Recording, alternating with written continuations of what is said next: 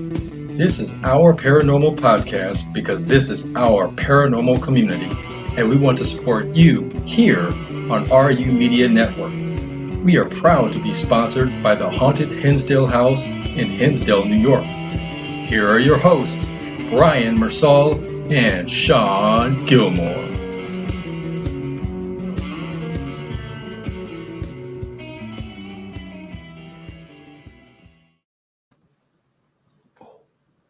What's up, everybody?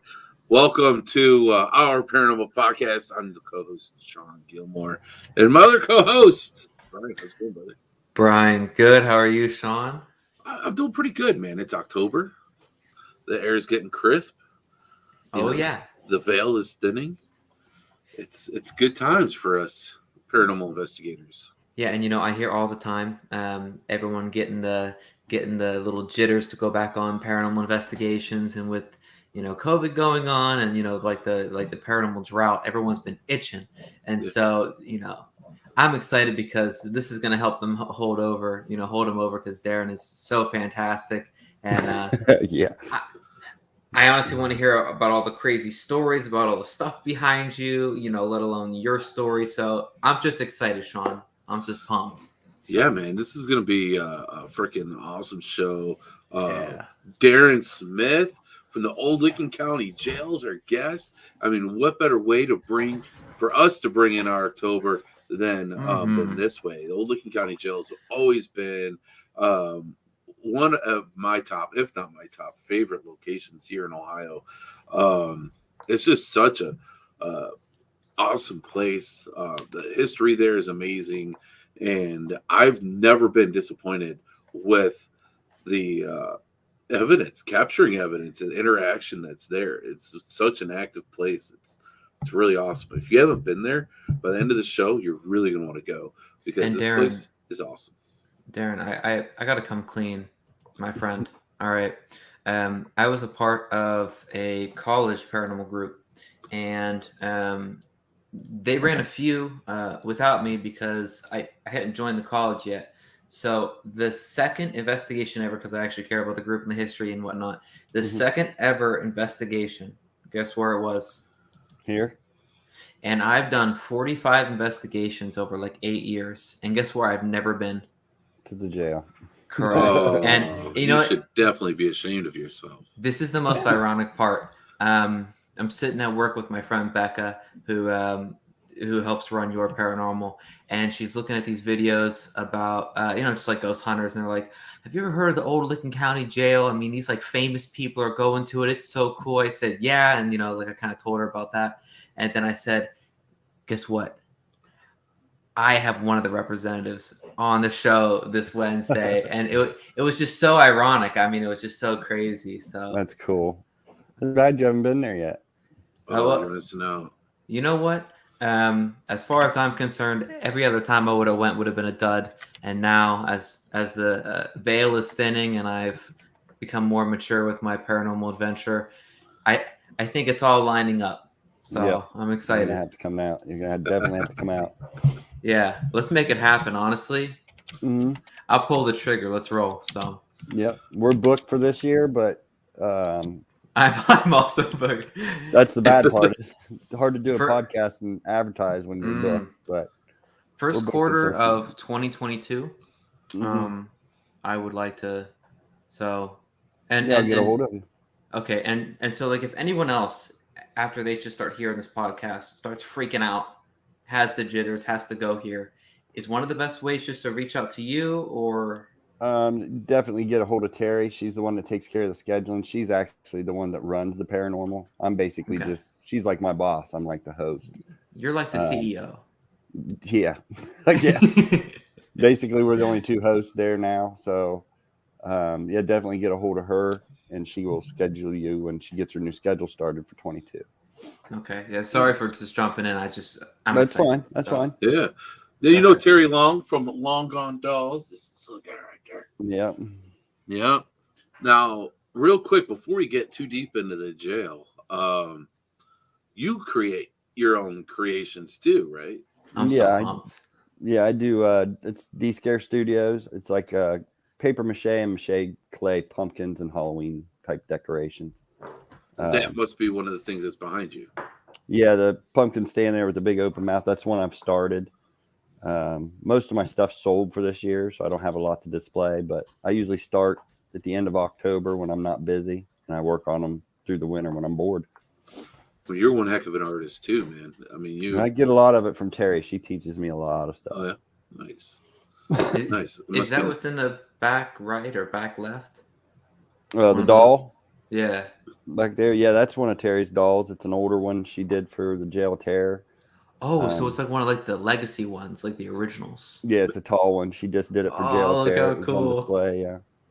That's insane. Not as good as the ones you see most of her dolls. That was just a quick one she did for the haunt one year. That's cool. That is cool.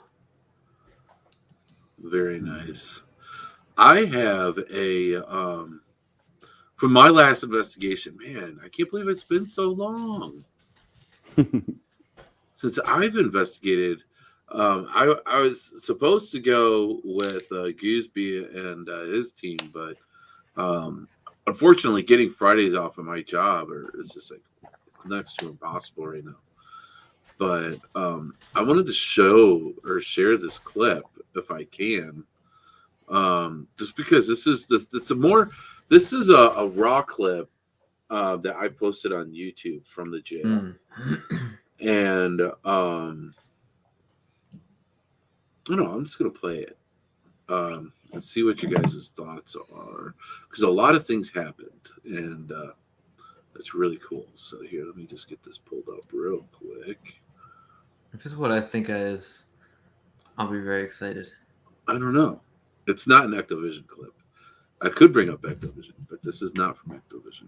As long as it's something embarrassing. Oh, it's if it's paranormal, I mean, I'll be excited. Just a little disappointed.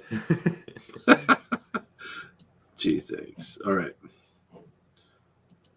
All right, share audio. I always have to make sure the share audio tab is played there. All right, here we go.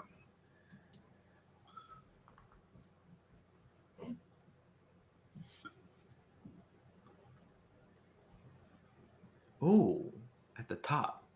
Fourth floor? What? It felt like somebody was standing right there. Okay, now this feels creepy up here, guys. I left my REM pod downstairs. Whoa, you did. Who's up here with us? What was that woman's name?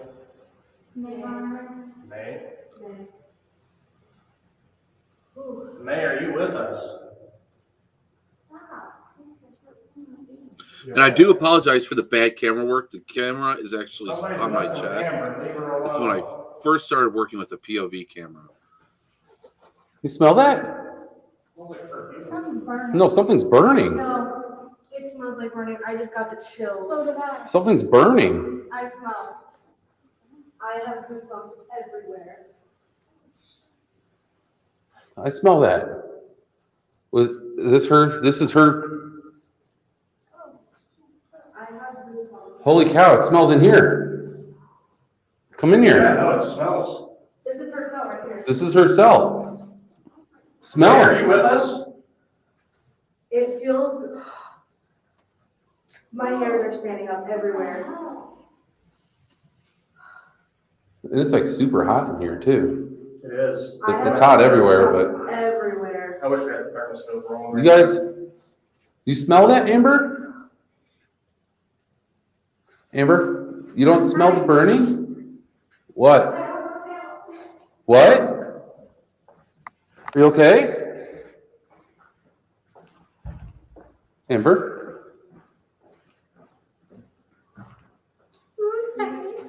What? I'm okay. Are you sure? What happened? Oh, Alright. Oh my god. are you okay? Yeah.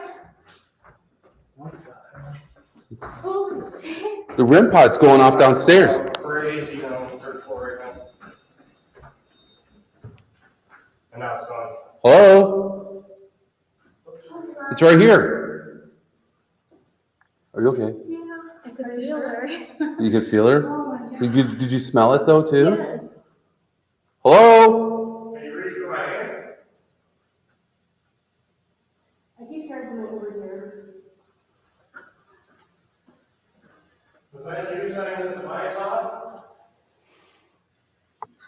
No, don't be.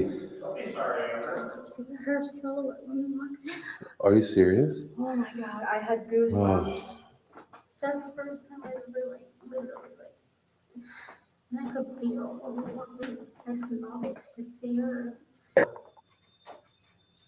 Are you playing games with us? It's right there. Who's in here? Oh my. Feel this. Oh my God. It's cold. Oh, I just got the chills too. Holy cow. I wonder if that was just on my camera. I don't know. But Who's in this cell? Is somebody here to something upstairs? I don't know. There's so many noises from outside and stuff. Would I be setting this off being this close to it? No.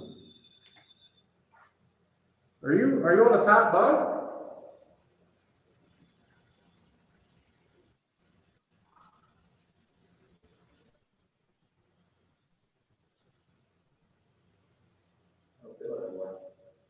All right. We're going to go back upstairs. Here we go. Going back upstairs. Are you playing games? It's lighting up again? Yeah. It's not going off? Does it do that? No, not usually. Not usually. Yeah, they're just green and orange. All right. Well, we're going back upstairs. Smell you later. That's got a random pain in my arm. That's crazy, guys. That was Let's go see if that smell's still there. If you want to wait, Amber, you can. You don't have to go back down there. Are you still here? You see, we can sense and feel you. Huh? Oh, yeah, I still smell it. We're going to have to... Dude, I smell it bad. Yeah, it's worse. Holy crap. And it's cold. I just got a cold blast right here. Dude, we have to ask them if they were burning something up here. Let me go get Terry and. Well, now I feel cold air. It's not as warm in here as it was. It was hot in here. We should maybe tell Terry we smell burning? Because what if there's something burning? Right. I don't smell it like I did. Oh, I smelled it stronger. That was the weirdest. I'm sorry that you had to live through that and get hurt and then feel the need to hurt yourself like that. All right. And we get that smell a lot. See, Really? and that's why one of the reasons why I wanted to play this was because, like, I mean, this jail, it's in the middle of a town. Sorry, my dogs are going off upstairs. Yeah, we get that smell a lot, and I've smelled perfume in that cell block before too. Me and Terry smelled it so strong, and my mom was standing right beside us and couldn't smell it. But the burning, that smell of smoke, or sometimes it smells like burning trash, almost like plastic or foam or something burning. And then it just dissipates and it's gone, and it's the weirdest thing. It's really weird. And the turn of events that happened that night, we were smelling it. We went in the room. As soon as Amber walked in, she's a sensitive. She got like rushed. Oh, here's Amber. She kind of got rushed by the spirit, and it deeply affected her. And it was hard. Like with my wonderful editing skills, you can tell it was really. I wanted to keep the video short. And just so I could share it easily, and so I did cut quite a bit of stuff out, but it does. I feel like it does show that she's sometimes she gets kind of like jumped by spirit, and that was one of those times. And honestly, the she was jumped by another spirit in the That was in living quarters, wasn't it? yes. Second floor. I remember that. Yep. I wasn't there for that, but that was Ectovision, I think, when you Yep. did that. Mm-hmm. Yeah, so the spirit's there like Amber. Oh yeah, I've done. When you guys showed up a few times, we've done flashlight tours, and Amber's come down and hung out in the basement with me. She's definitely sensitive. Yeah, yeah. She's a lot of fun too. Oh, here, Amber's. Yeah, they do, Amber, and it's always a treat to experience that. I mean, as much as it probably sucks for you, Amber, it's really cool to experience that and kind of validates the things that happen. Actually, that investigation, I was there with Mike Ricksecker and John and Hillary Ward and Amber, and we did a session with my parapooch. And oh, you know what? I'm sorry, I'm forgetting someone that was there with us. I saw John Ward on the video. There was someone else there with us. Oh my God, I'm such a jerk. But they had their parapooch there, and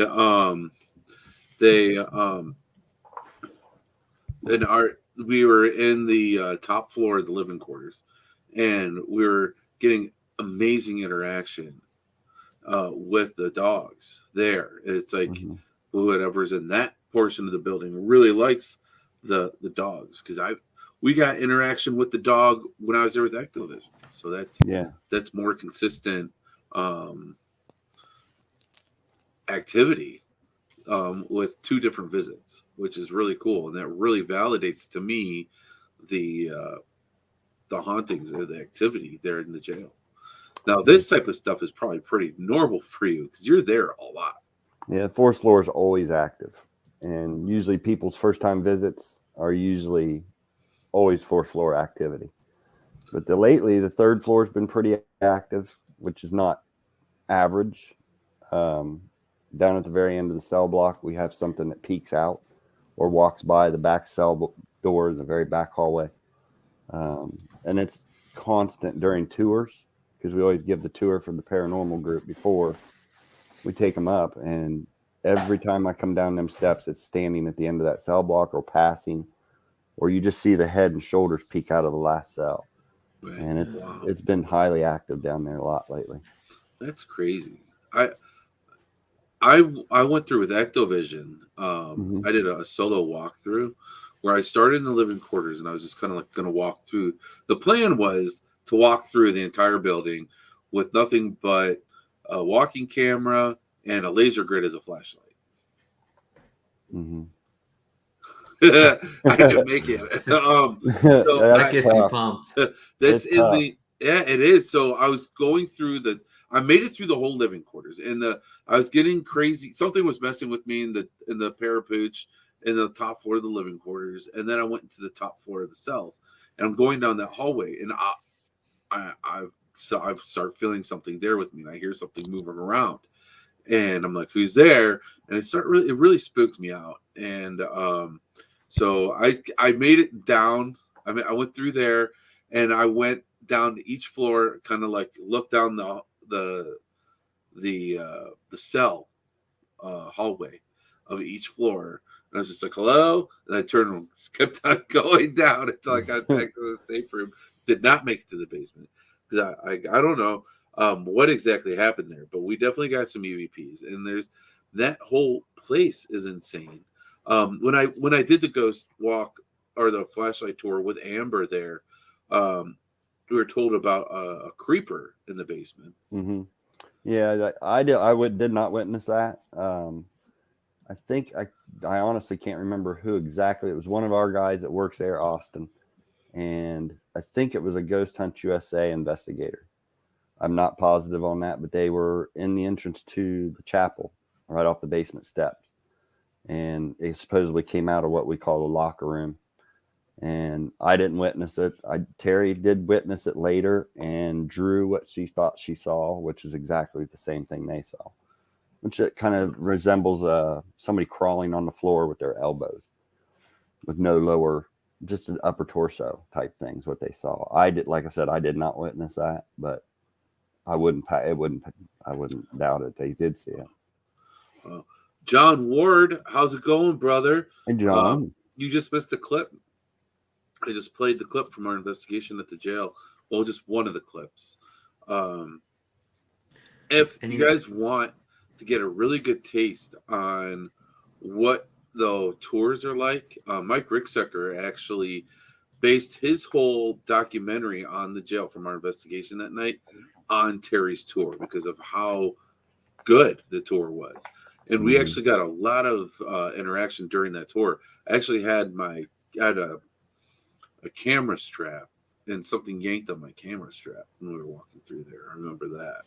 Yeah, the tours are always, especially the last few months, very active. Starts on the 4th floor right before you go in the cell block, and it continues down to maybe the 2nd floor. And you always hear somebody talk over Terry or me's voice. And just about the time everybody hears it, of course, everybody gets real quiet. And of course, it's not going to happen again. But it's been every week during the tour for the groups. And it's ridiculous. Terry had the bars that you lean on in the hallway, the big upright bars.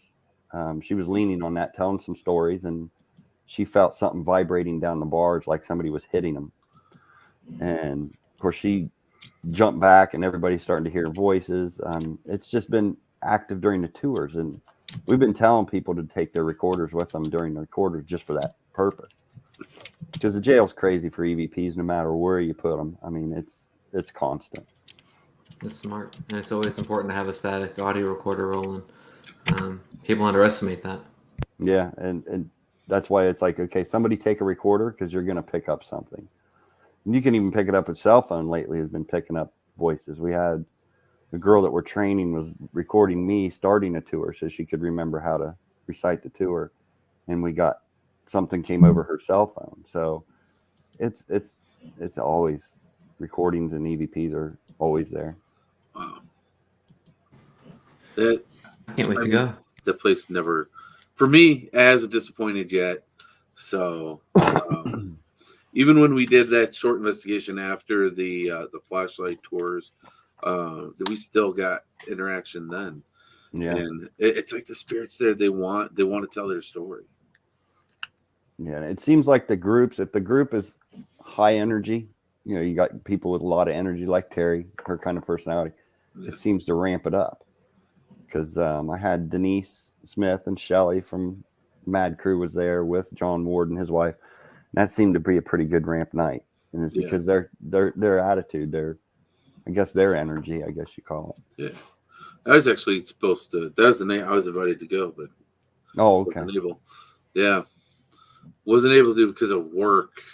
Yeah, that's the problem with this year. We decided to do just Fridays because of Terry's schedule and mine. It's tough to do Saturdays this year. So, and it's hard for people to get in town on Fridays. I know it's tough.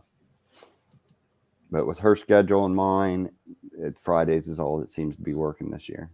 Hey, I mean, with everything that's going on, and I'm just grateful that you guys are able to be open. And, yeah, we are too. Yeah, definitely. So I know it's hard for you guys to get to that point. Yeah, being county owned, they're gonna follow every COVID rule there is, and that's why we closed down for so long and begged them. It's like, when can we open? And finally, last year on Halloween, was Justin Brown was the first investigation we had, and then we just started booking Fridays after that. Got the ball rolling. Yeah. If we had we're trying to get some volunteers trained so we can actually get more people to host. Because it's tough for me. I work days. Terry's got stuff going on with her mother and her daughter's pregnant stuff. So it's tough to do a Friday and Saturday host. It really is. Yeah. It's hard. I mean, when you're working and it's hard to juggle. Oh yeah, everything. That's for sure. I mean, it's hard to juggle this podcast sometimes, and that's why we've gone down to every other week instead of every week. So we can kind of ease that. Shawn's like dad of the year, and he's so involved in his family, let alone work. Yeah, he is. And that's the way it is with most people in the paranormal field, because most likely a good majority of the people in the paranormal field are quality people. and they have their priorities right. Their family, their career, and it's so hard. It is so hard. That's why I'm kind of glad I'm a host, because I don't have time to travel. So I don't know how the people do it. I've seen people come in there from, say, Tennessee, and they turn around and leave at 4 a.m. to go home, and it's like, I don't know how they do it. I really don't. I don't know how some people do it either. I mean, people travel all over. Yeah, hours. We're lining up some investigations, just trying to get it all in order for Bryan, Ohio. And I said, look, which ones can we sleep at? It's like 3.5 hours away. I don't care how cold it is. We'll bring the sleeping bags. I just don't want to drive 3.5 hours after. You know what I mean? Like, I couldn't do it. It's I disgusting. did one last year with Justin and them down at the Fairfield County Infirmary. We were there from noon till 4 a.m. Of course, they went to a hotel in Lancaster, and I just drove straight home. It's like 25 minutes. And that about killed me. A 25-minute drive. Yeah. I was going to say, you're not that far from Lancaster. No, from my house, it's about 20 minutes. Yeah. Hey, real quick. He said Anthony left and went straight to Delaware. Yeah, he didn't want to go back to the hotel and sleep, so he drove 5 hours. Wow. No way. Speaking of Josh, I mean, one of the things that if you've been in the field, you have, paranormal pet peeves. You know what I mean? Like if you're investigating with someone new or this is that. I'm watching this video that Shawn has. It's beautiful video, beautiful people, wonderful experiences. I just couldn't help but think, if Josh was there to hook him up with a beautiful, beautiful 60-watt deadlight, and so that was with a demon light. But is it really? The problem is that the camera I was using was really crappy. Yeah, because cams are terrible. I hate them. The camera.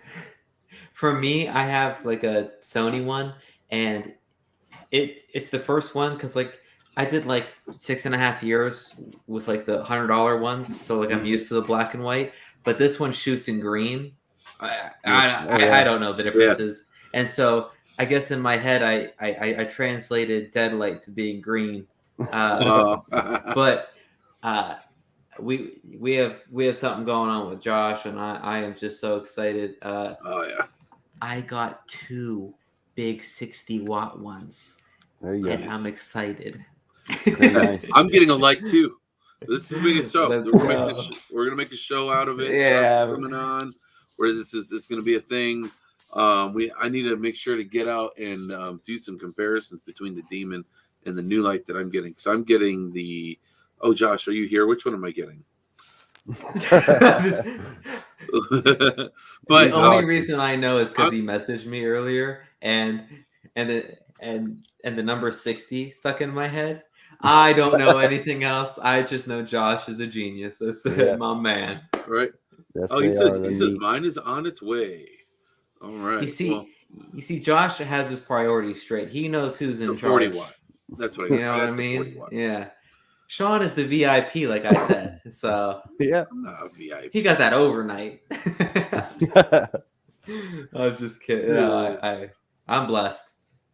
Oh man, this is blessed to have Josh. Oh, we all are. I mean, the work that he does, and I think that anyone that understands the importance of having good lighting when filming, in the dark, right? Understands the quality of work that Josh does, and plus he stands by his work. And we're just going to keep on plugging Josh. We're just going to keep on plugging Deadlight. We're just going to call this the Deadlight Show. Yeah. But honestly, like on a list of places that I would go with the Deadlight, it's the old Licking County Jail. You know what I mean? Yeah, dude. It has to be for top those of your cell list. blocks. Definitely good for those cell blocks, or any location that's got the long hallways. I mean, yeah. I got to play with them down there at Fairfield, and that place is pitch dark, of course.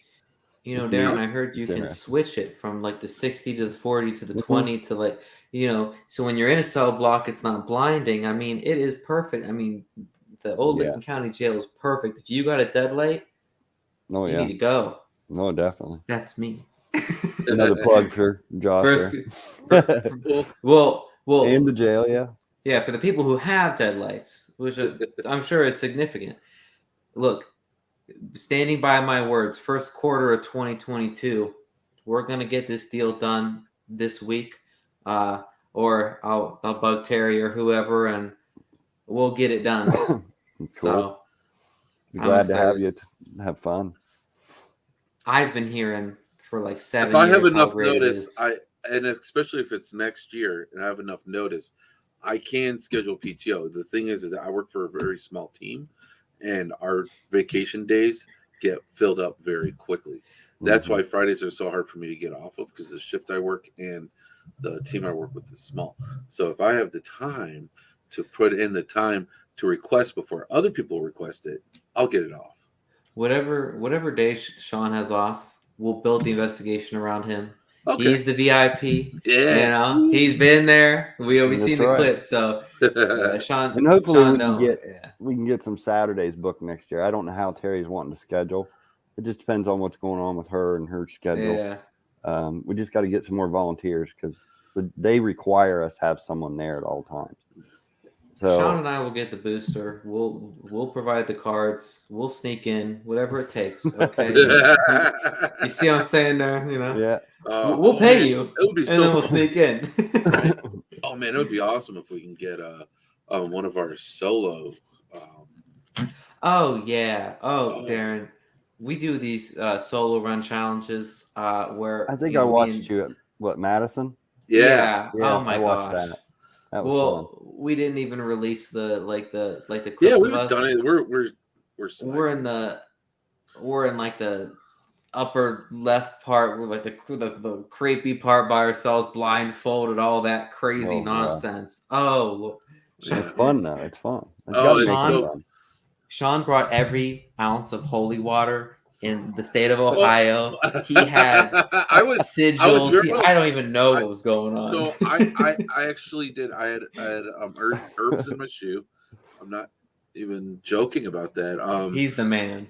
I came in and I came in warded and shielded because I knew we were doing these solos, and I don't know. I think I did it too much. The thing is that's so hard about it is that we didn't get a whole lot of interaction that night. I don't know if it's because it was so cold or if because of the warding and shielding I did. Well, you know how some people, they experience something, like, I got bit or something, like crazy extremes like that. I got frostbite. Oh, God. I kid you not. I don't know what we did, but we did something wrong. It was so cold. I don't know if that's like spirit activity or anything going on, but Shawn can, it was so cold. He had this heated jacket. It was hilarious. I mean, VIP, I'm telling you. Josh Bender's got one of those too. He's got a vest. Oh yeah, hoodie. His was a hoodie. My wife got me a winter jacket that's heated, and it's been a lifesaver on many occasions. I couldn't stand it. Me and cold weather do not get along. Anybody that knows me knows I hate it. And when we went to Fairfield, it wasn't that cold outside. I think it was a high of 45 that day. But the inside of that building was like the depths of a freezer. And I shivered I wanted to go to the attic all day because it was warm. Everybody's like, don't go to the attic and do a solo. I'm like, I'll go lay up there because I hate being cold. All right. I hate it. I'm with you. Now, here's the thing about the Licking County Jail. It's heated. Yeah. Let's go. It never used to be, but it is now.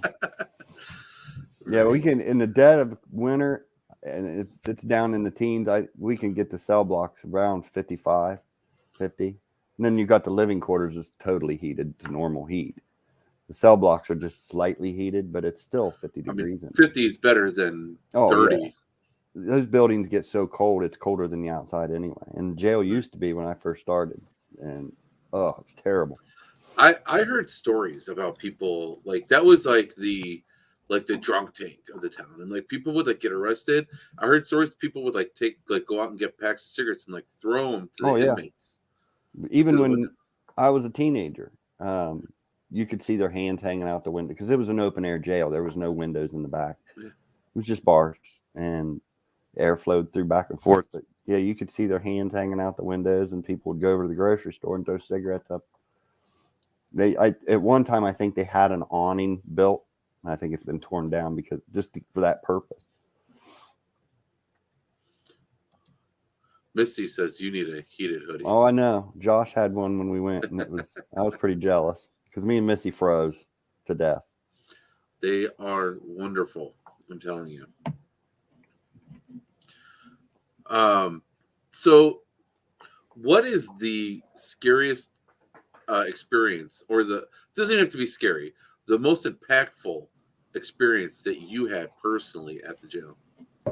I would say the one I tell everybody was the first paranormal experience I ever had, which was in the jail. I wasn't doing ghost hunting yet. I was doing just the haunted attraction. I built the attraction. I was doing just building stuff for the haunt in the basement. It was be like right in front of the drunk tank. And there's a door that goes out into the hallway that had a pull chain light. And that was the only light I had at that time. We didn't even have lights in the basement that were hooked up. And if they were, I didn't know about them. But I was using that light that was coming in, like this.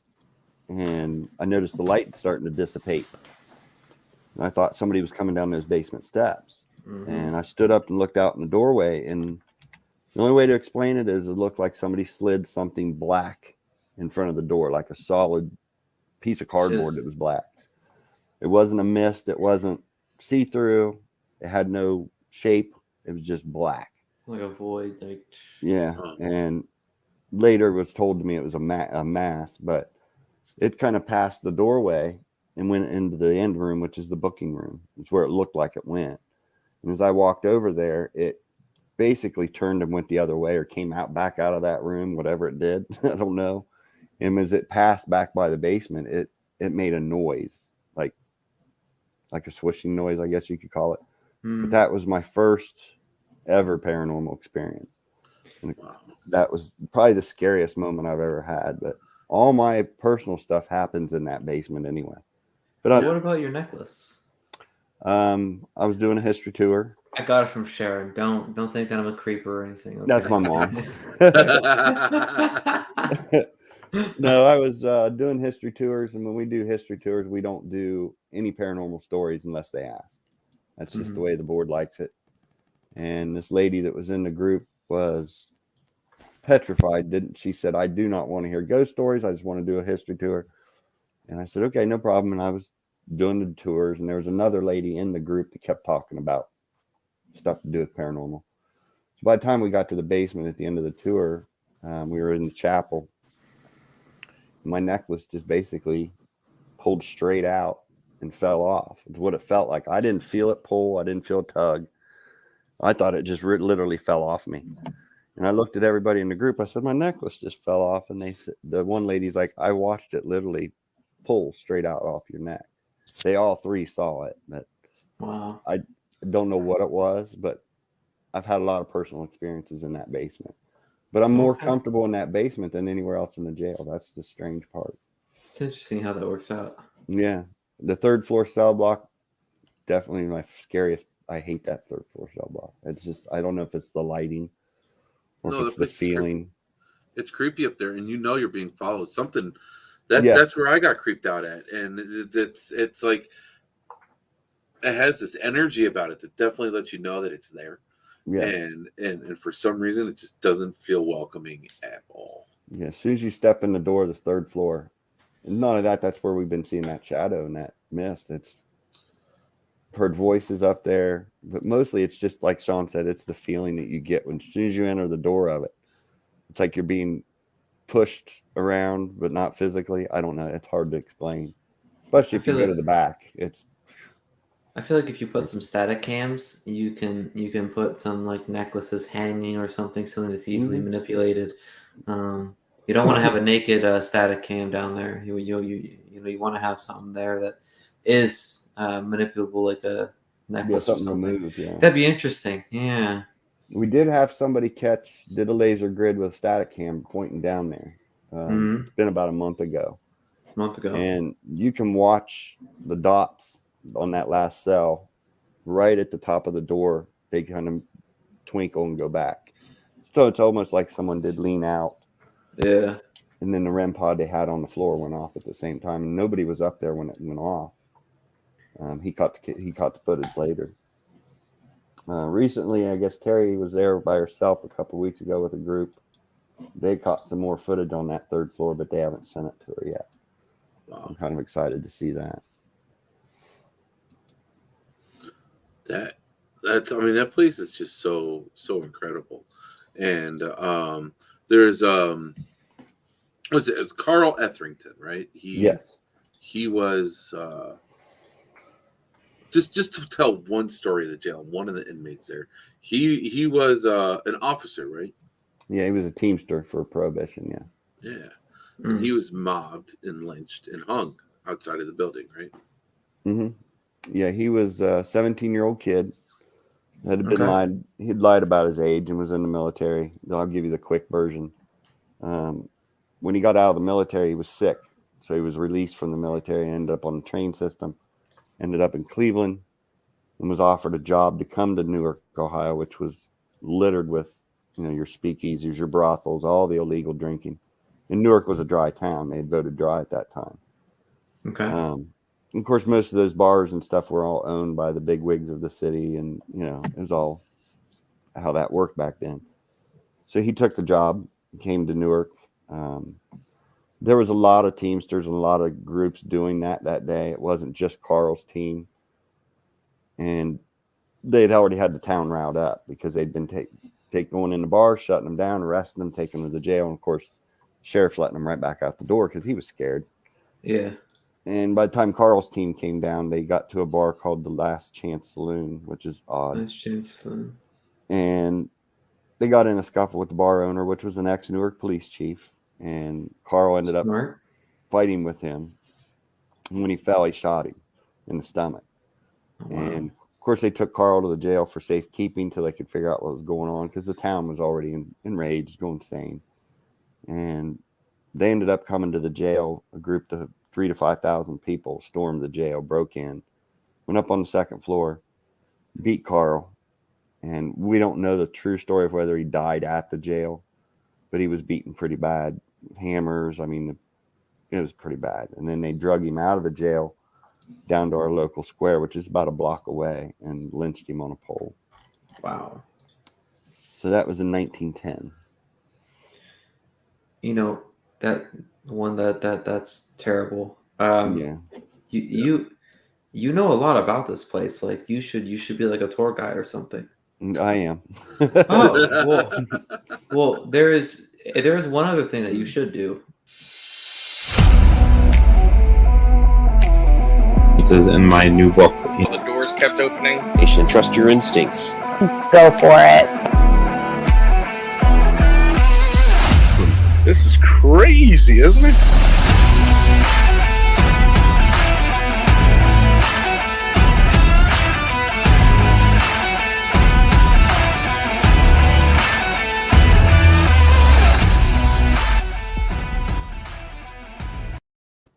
Darrin, you should enter the abyss.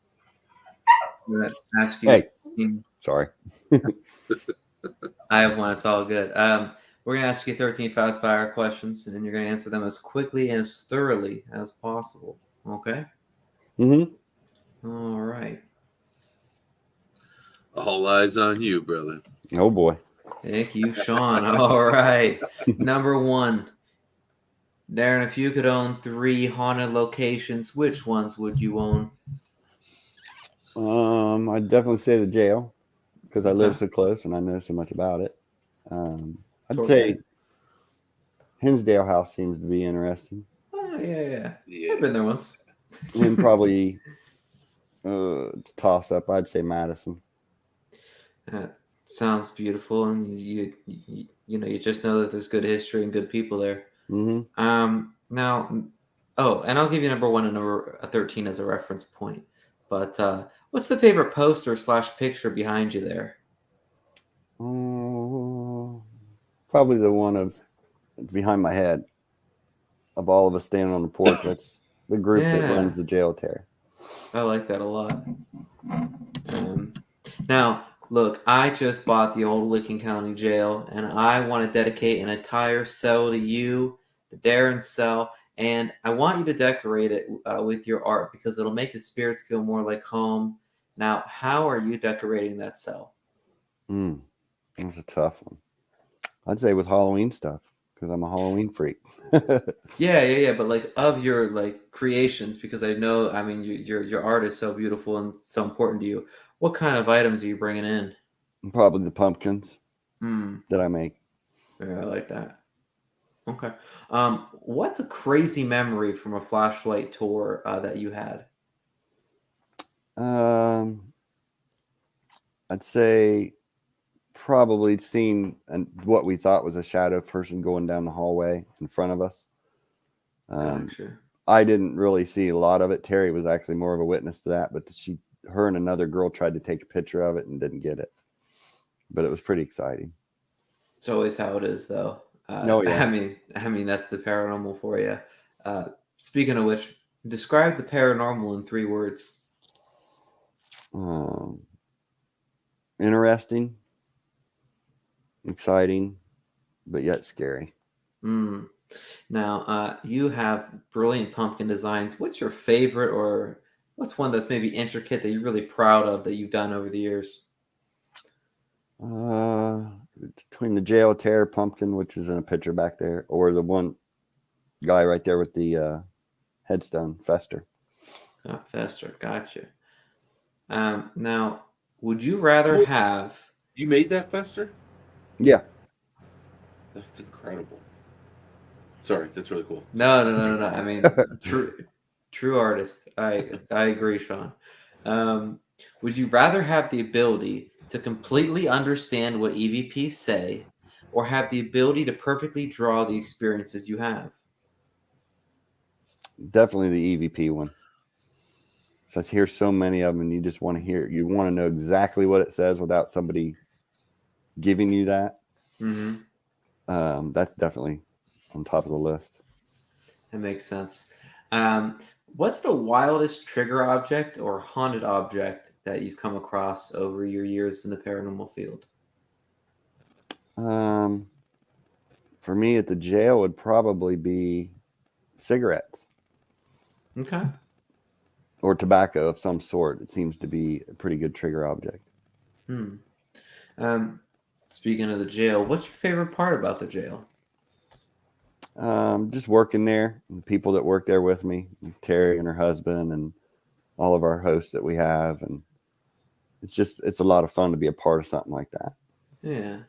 Now, besides your senses, what's your top 3 pieces of equipment? I use a flashlight, a cat toy, and a recorder. That's all I own. I don't have a K2, but bare really bones. all you need. Yeah. Now, Darrin, why is water so important when paranormal investigating?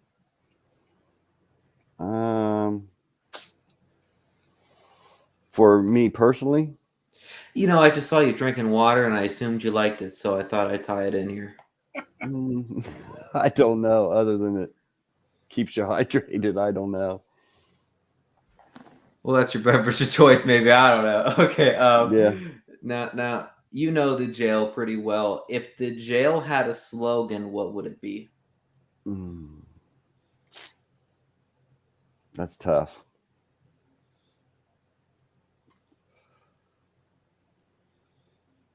Just to experience, I guess the jail is experience the haunted from the past. Ooh, I love that. You should be a tour guide. Number 13. What's one message that you want to give to your paranormal community? I mean, obviously, we appreciate all the hard work you do. I mean, boots on the ground, you're helping, the public, the paranormal community itself. What's one message you want to give all of us and all the people that appreciate you? Just keep doing what we do and try to get along with each other better, because there's a lot of, how that goes.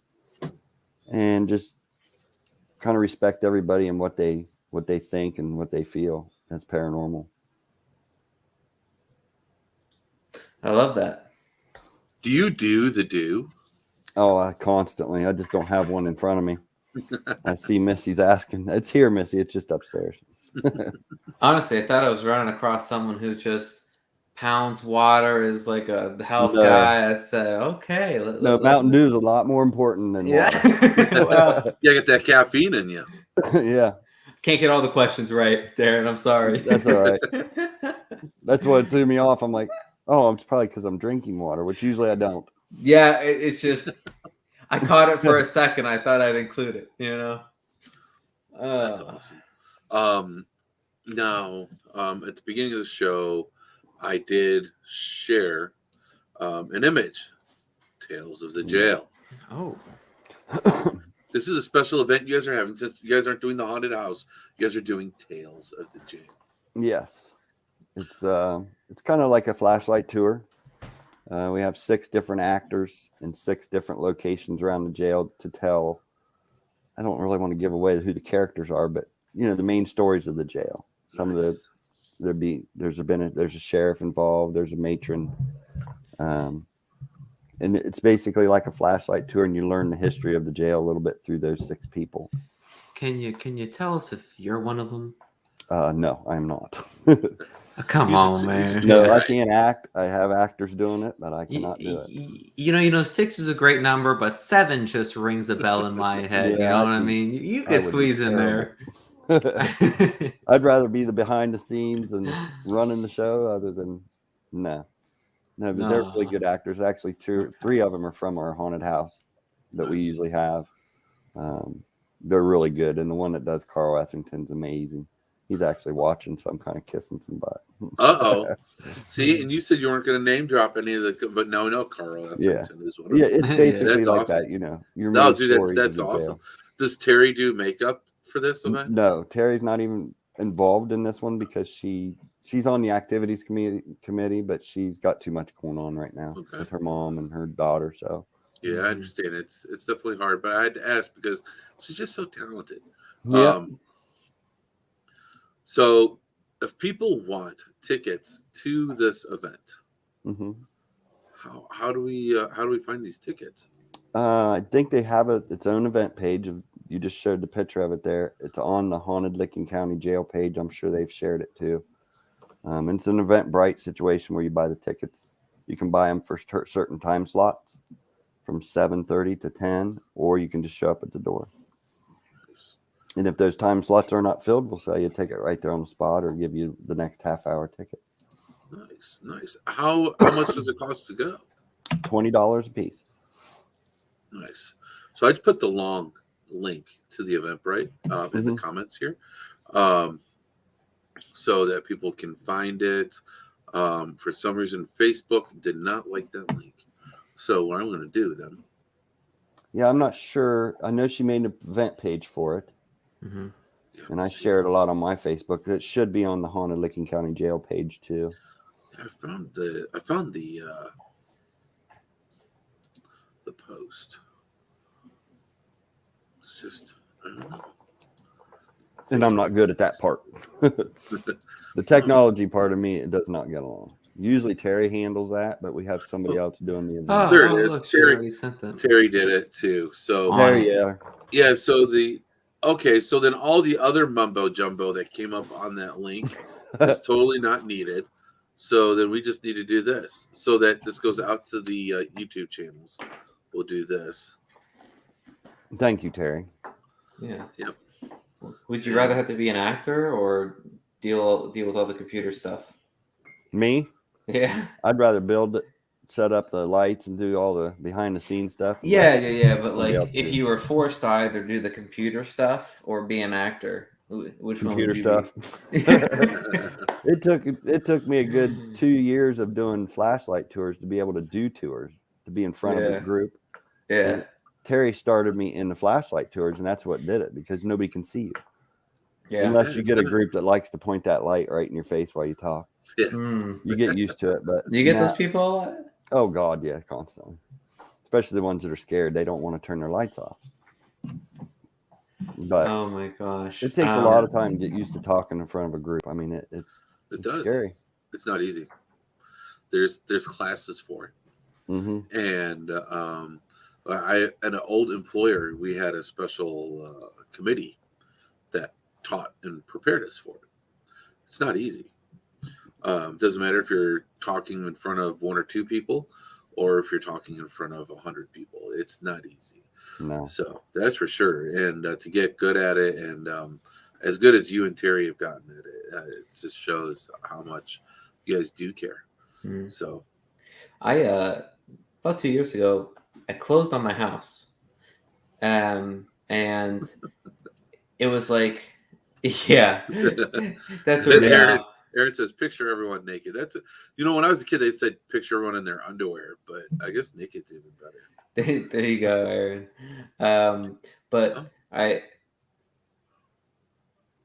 are you gonna wear the shirt? No, I'm not. She thinks she teases me about looking like Hulk Hogan, so I have to wear a Hulkamania shirt.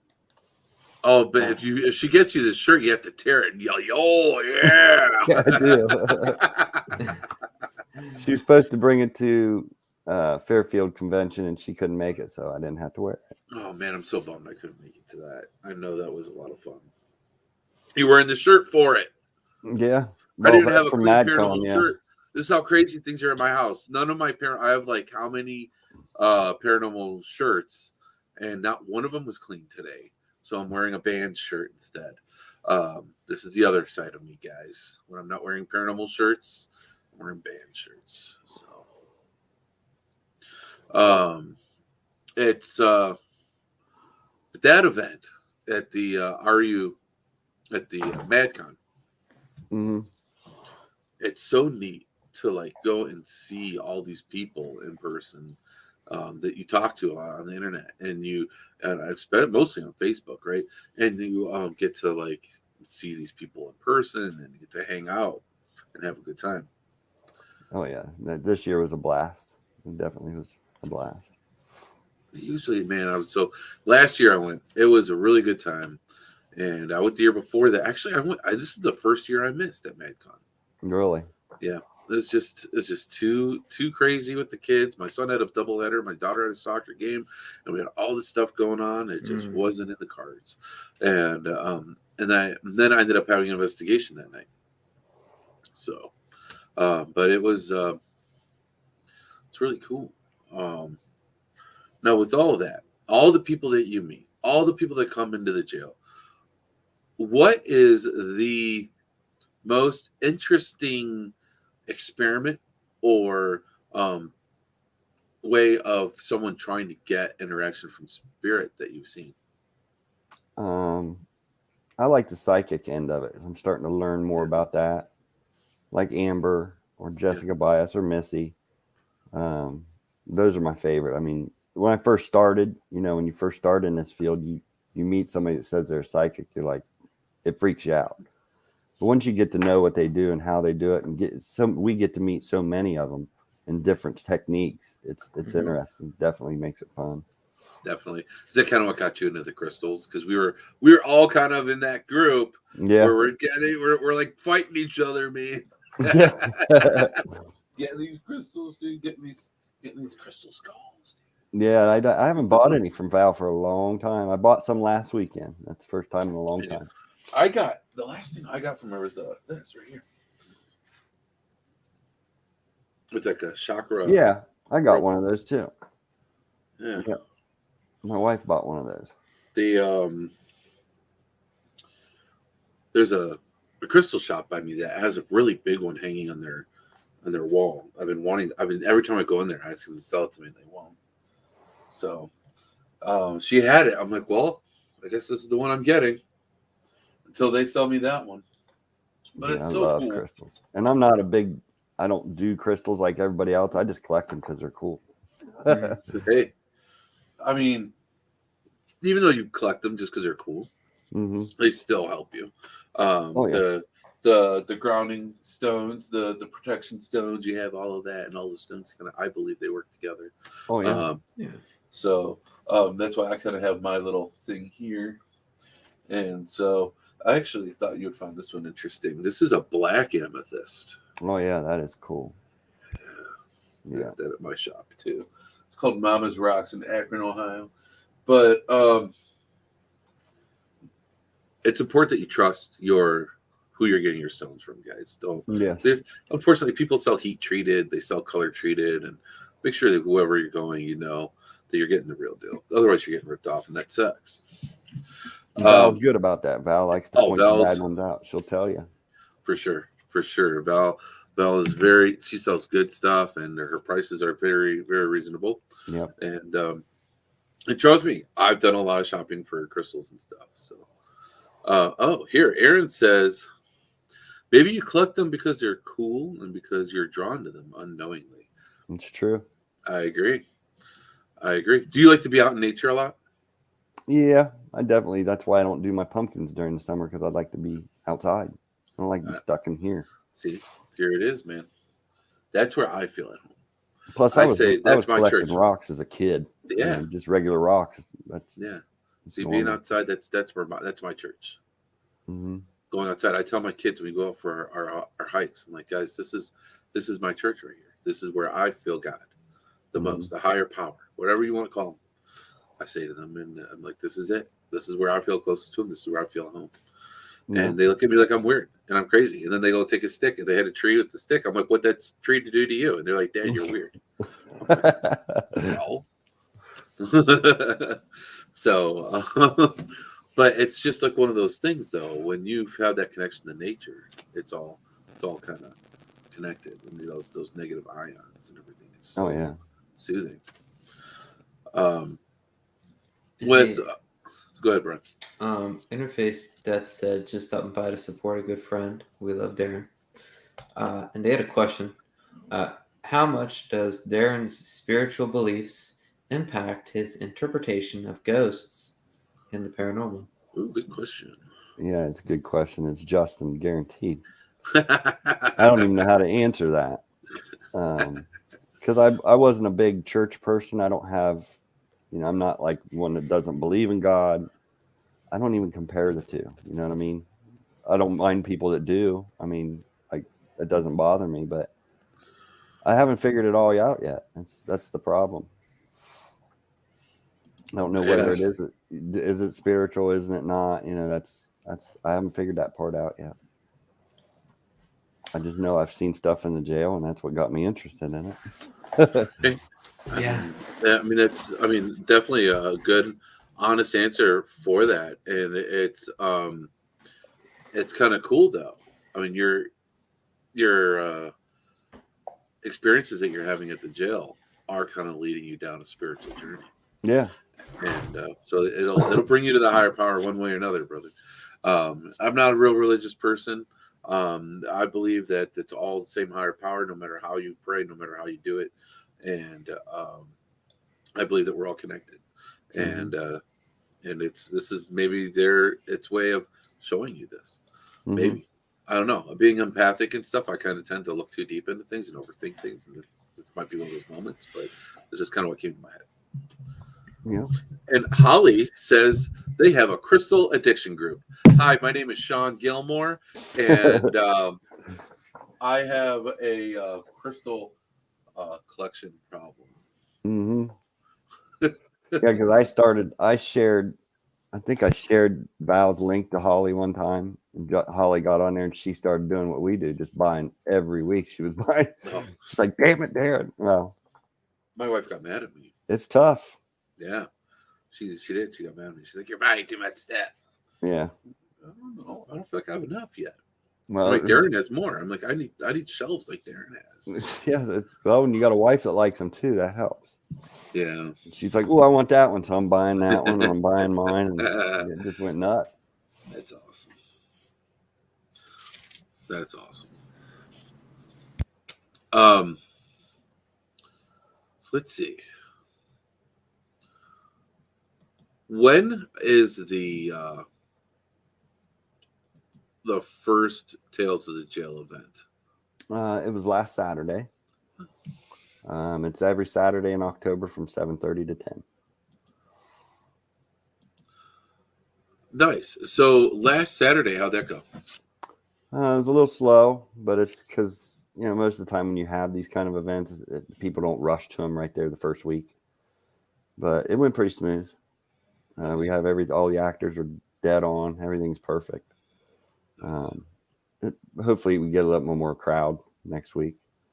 which I'm sure we will. It's on the radio now here locally. Nice. And that way it'll get more traction. Yeah, and this town is so used to the Jail of Terror that it's going to be tough for them to not come there for the haunted attraction. Right. So Yeah, I it's don't just even like know how they're one at. of the, yeah. I always wanted to come down for the Jail of Terror, and I actually had the opportunity to, and then it was COVID, and COVID has ruined everything. So hopefully you guys will be able to get that up again. Yeah, because it it would be got so pretty cool big. to see that. It was huge. Oh man, and the thing is that those I've gotten to investigate right after the Jail of Terror. That's the best time, yeah. Oh, it's crazy there. Yeah, the energy. Well, you got to figure you're running 500-600 people a night through that jail that are scared, that are panicked, that are running. You got the 28 actors. Right. Those actors are putting their heart and soul into this work. I mean, it's I'm sure it's a blast, but you know, that's what you're there to do a job. Yeah. And do the events at the jail seem to spike the activity? We actually look at that, Justin. You're psychic because yes, he is.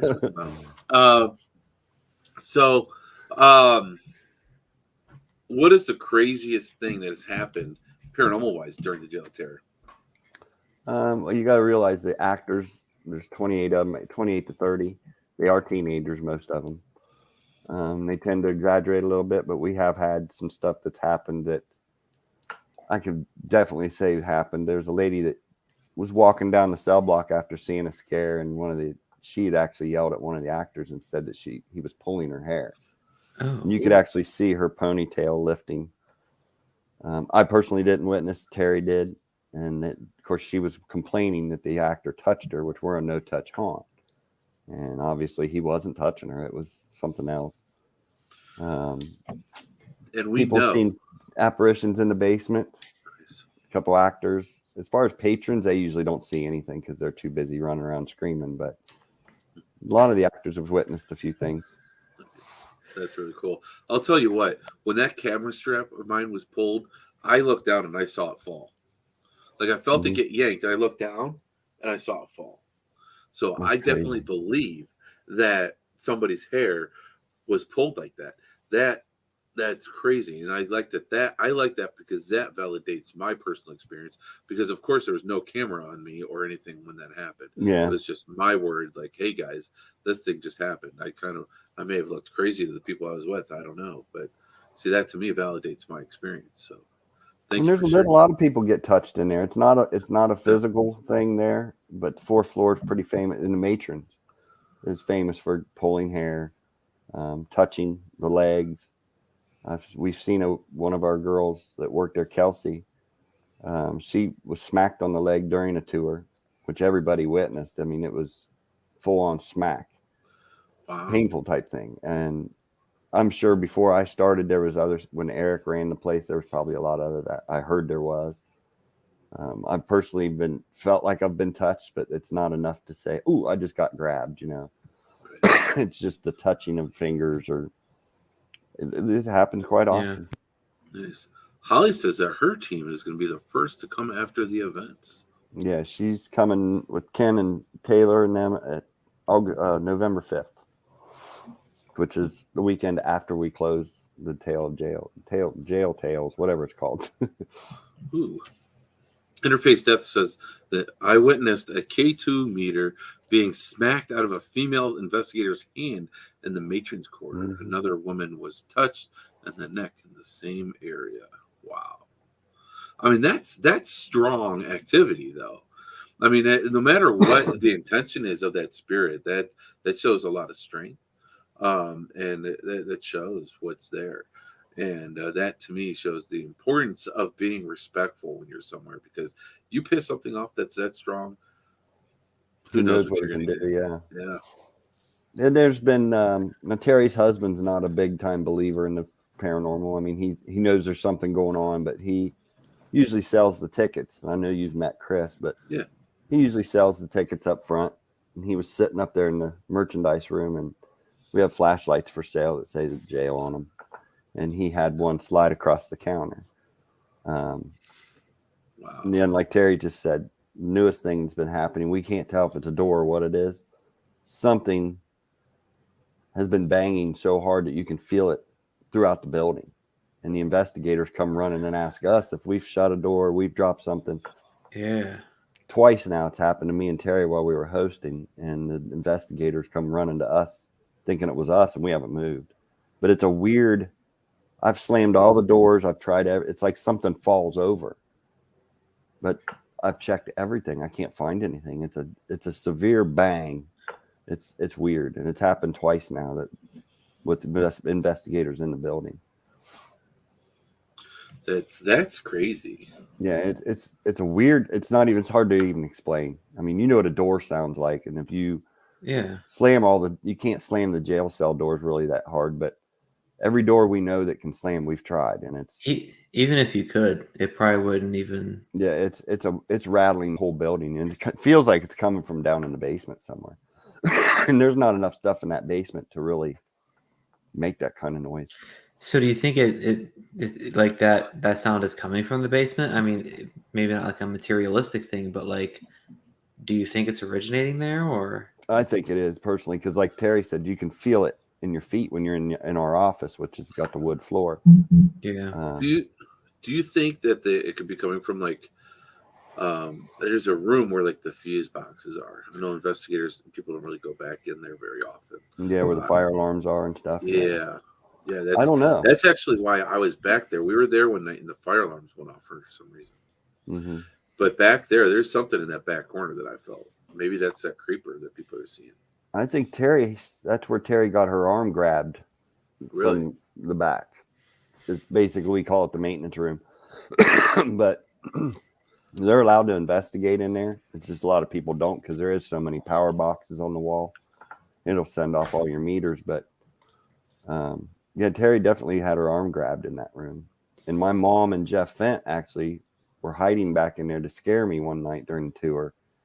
And Jeff and Mom both heard a woman's voice in that room. Okay. So yeah, see, there's someone back there. Probably is. I wonder.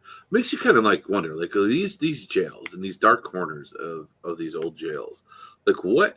Because some shady things went down in these places. Oh, definitely. So it's like makes you kind of like think. It's like you want to know but don't want to know. Mm-hmm.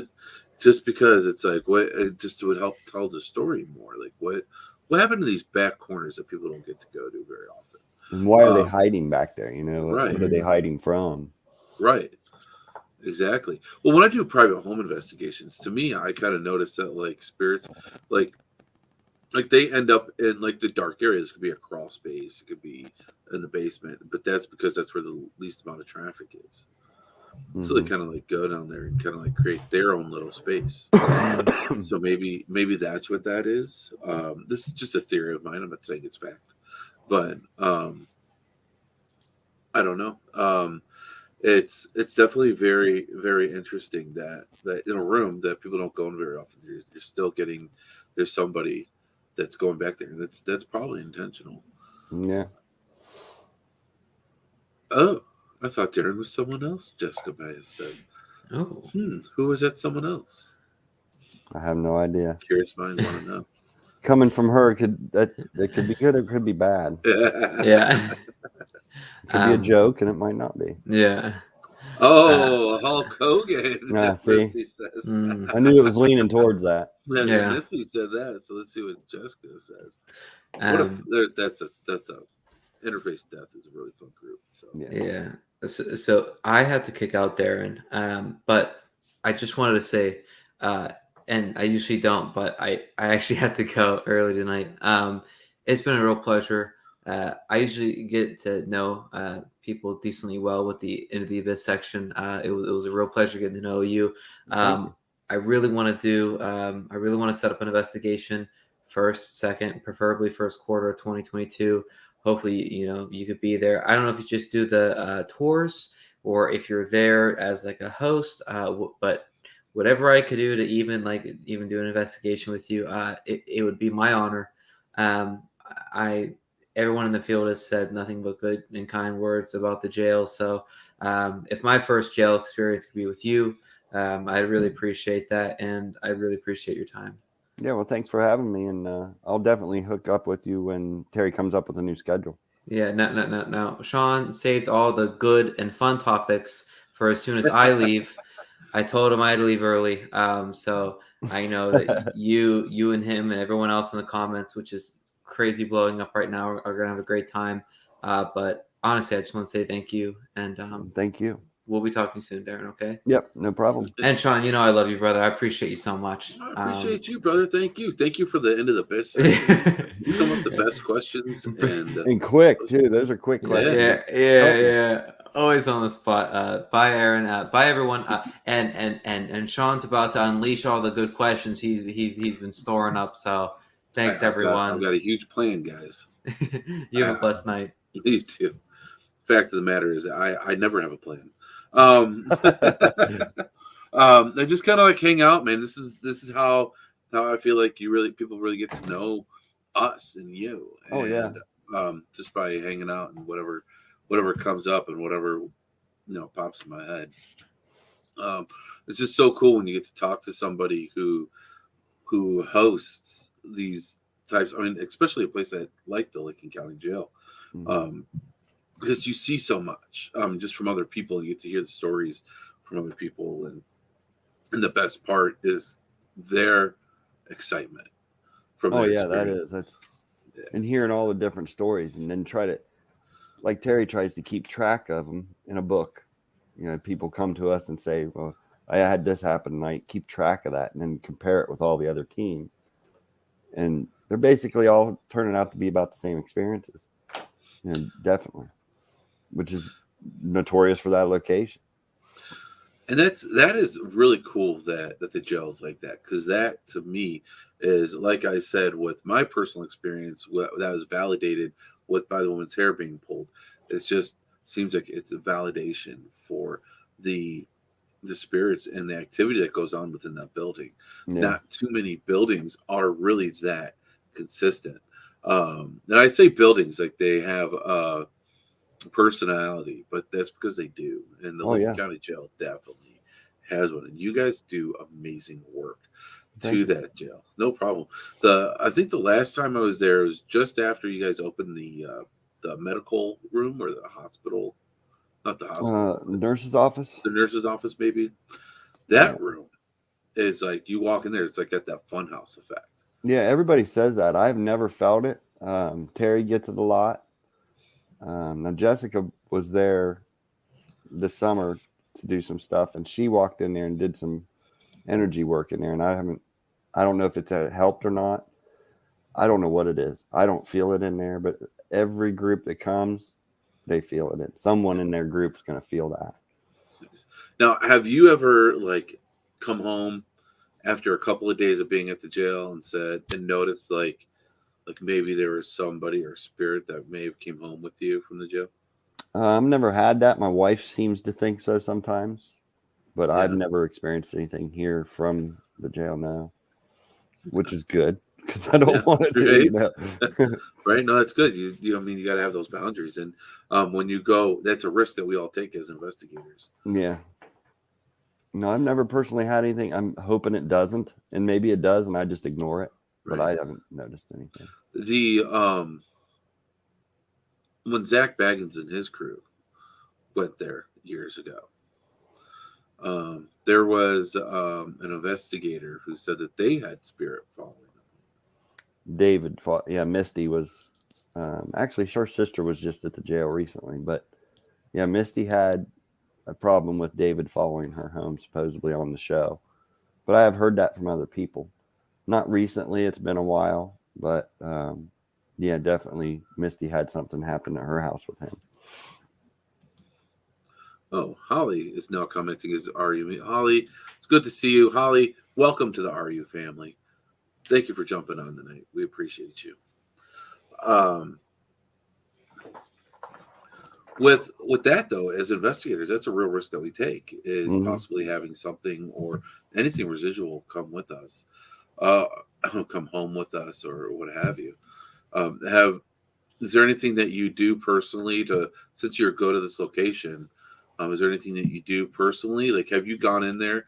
Like, when I first purchased my house, I set ground rules for the spirit that's in my house. Yeah. Did you ever do anything like that, or? Terry does like a little ritual saying, like, we came here alone, we leave here alone type thing. I just kind of keep it to myself, and I don't really say much. I just wish it.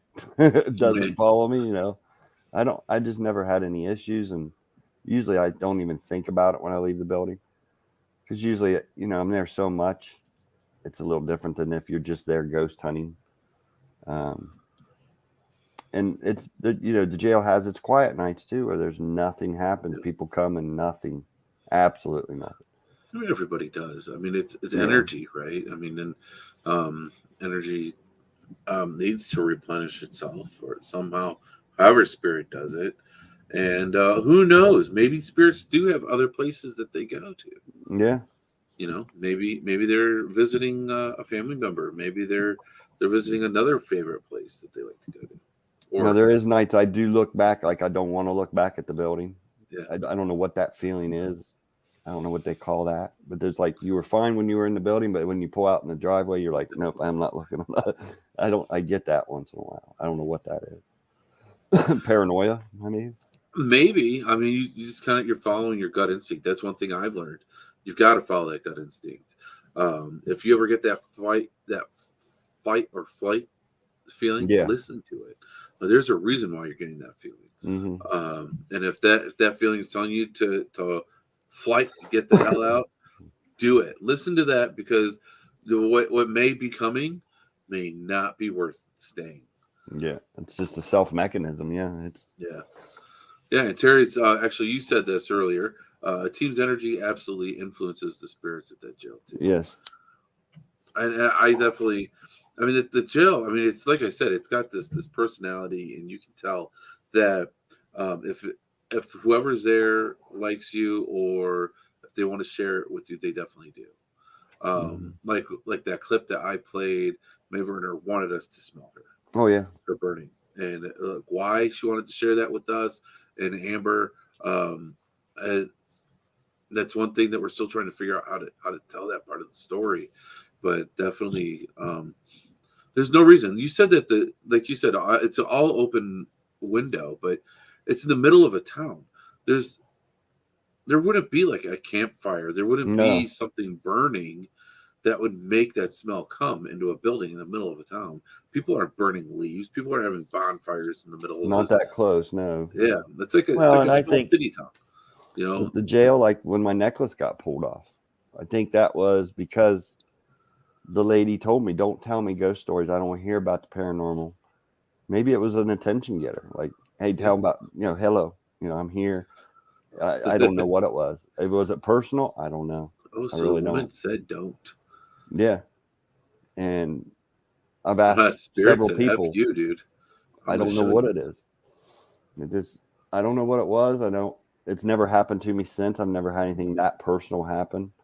We all hear the footsteps. We all see the lights. A couple of weeks ago, I had a light way back in the dungeon came on while me and a girl that were coming into a tour, it just turned on. Yeah. That stuff happens quite a bit. But to personally pull a necklace or pull your hair, that might have been an attention thing. Like, hey, I want some attention. Yeah, like, hey, look, you're going to pay attention to me. You may not want to know anything about the paranormal side, but you're about to find out. You're going to see it. Right? You're going to experience that for sure.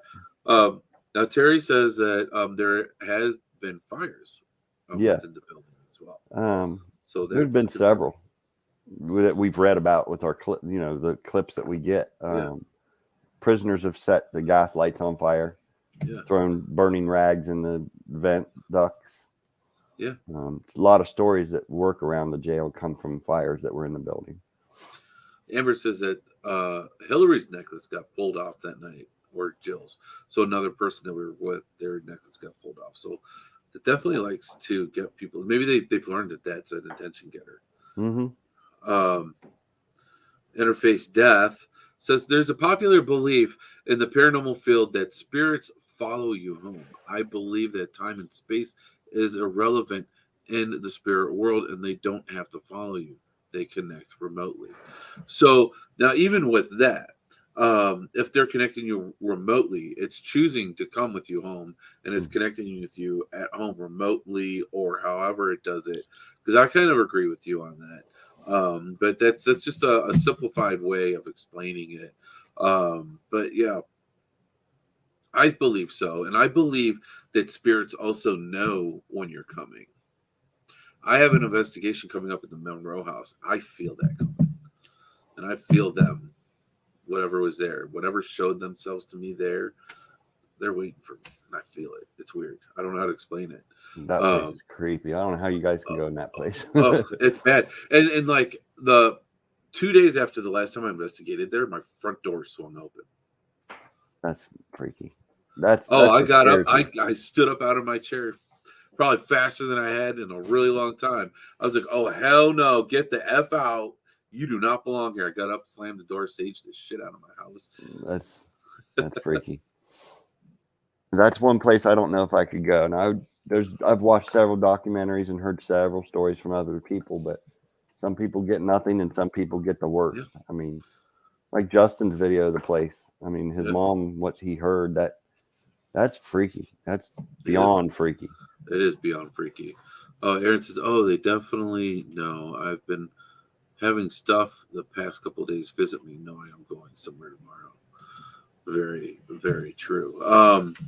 So with the Monroe House, I have my own little theory, and I'm going to test that theory when I go there. But I don't think what's at the Monroe House is necessarily bad. Yeah.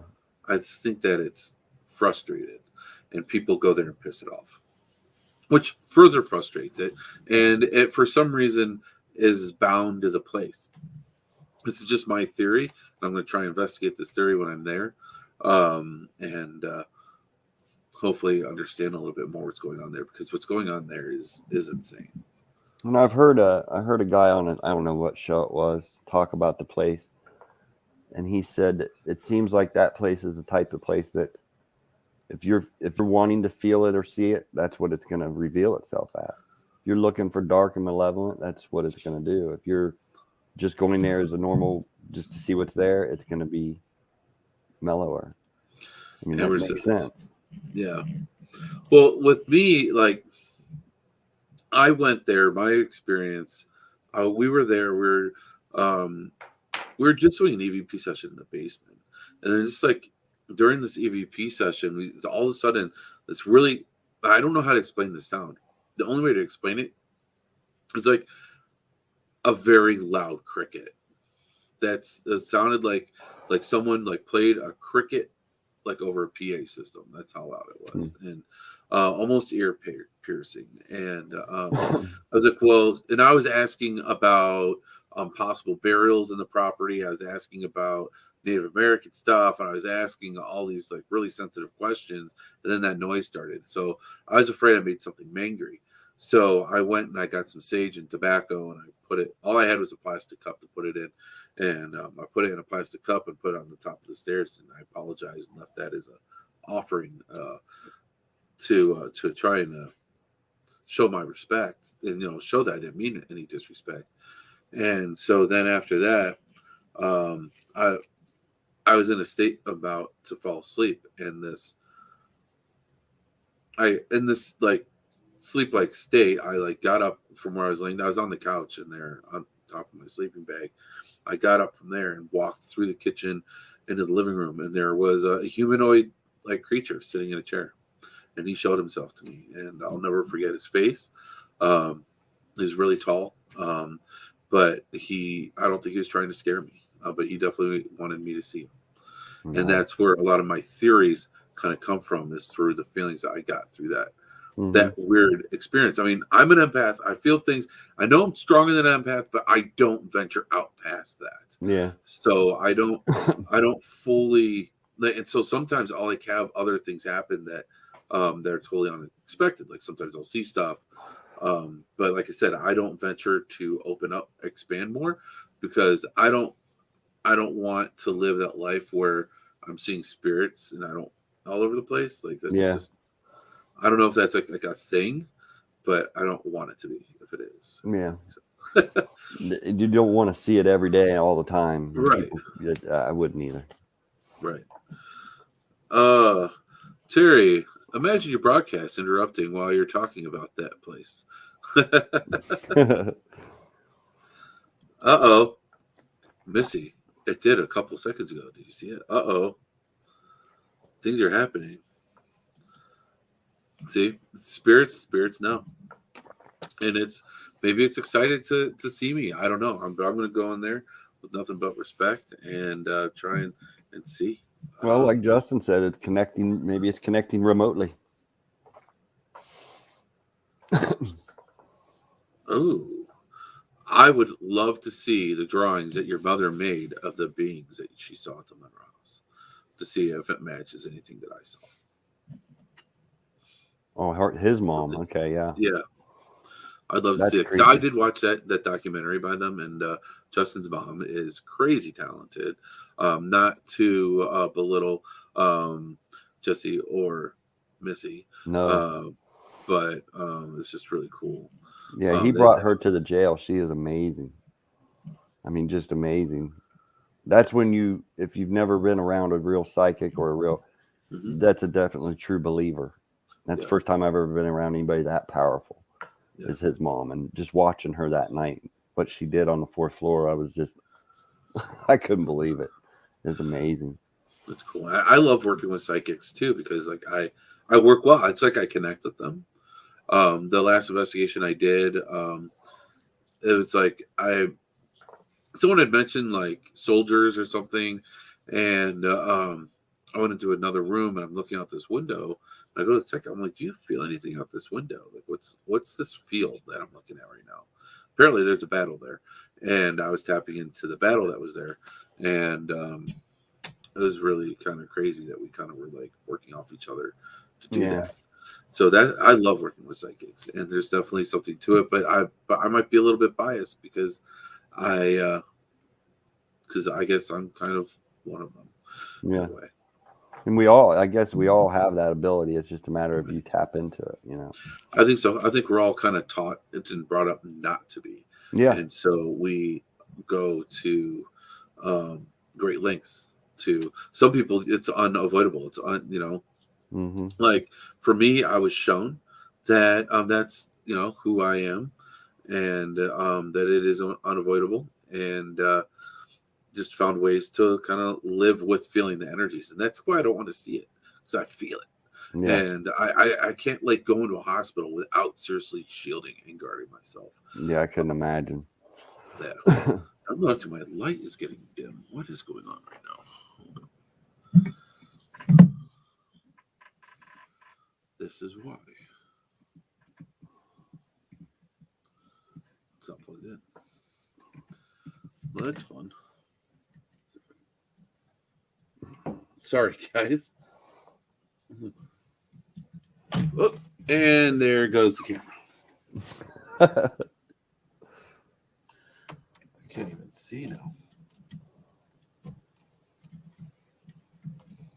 Sorry, guys. Live shows. This is the beauty of it. I think we're just going to have to let it die down. There we go. There we go. I'm back. Now it's working. Sorry about that, guys. You got a good view of my belly. So, real quick, we're getting towards the end of the show. The ticker has the Licking County Jail's website. Is there any other way that people can get in touch with you? Anything you want to plug? Anything you want people to know about? Just basically, as soon as 2022 gets here, definitely look us up to start scheduling again. If you haven't been there, you should definitely try it. Definitely come see us. Yeah, that's basically it. And come to the Tales of the Jail event we're having. If you're local and want to come to it, it's a good learning experience. You get to learn these stories a little more in depth than just a history tour type. And that's like so cool though, because like you said, your investigations are all booked up for the year. So this is a way for you guys to go and not only support the jail, but also experience the jail. Yeah. And as you've heard throughout this whole time, activity happens during these tours. So, So I'm sure that's okay if you bring a little digital recorder. Don't be disrespectful to the tour and try and do a full out investigation. Just bring it. Who knows what EVPs you'll get? The clip that I played, you may probably noticed on the bottom of it, it said possible EVP.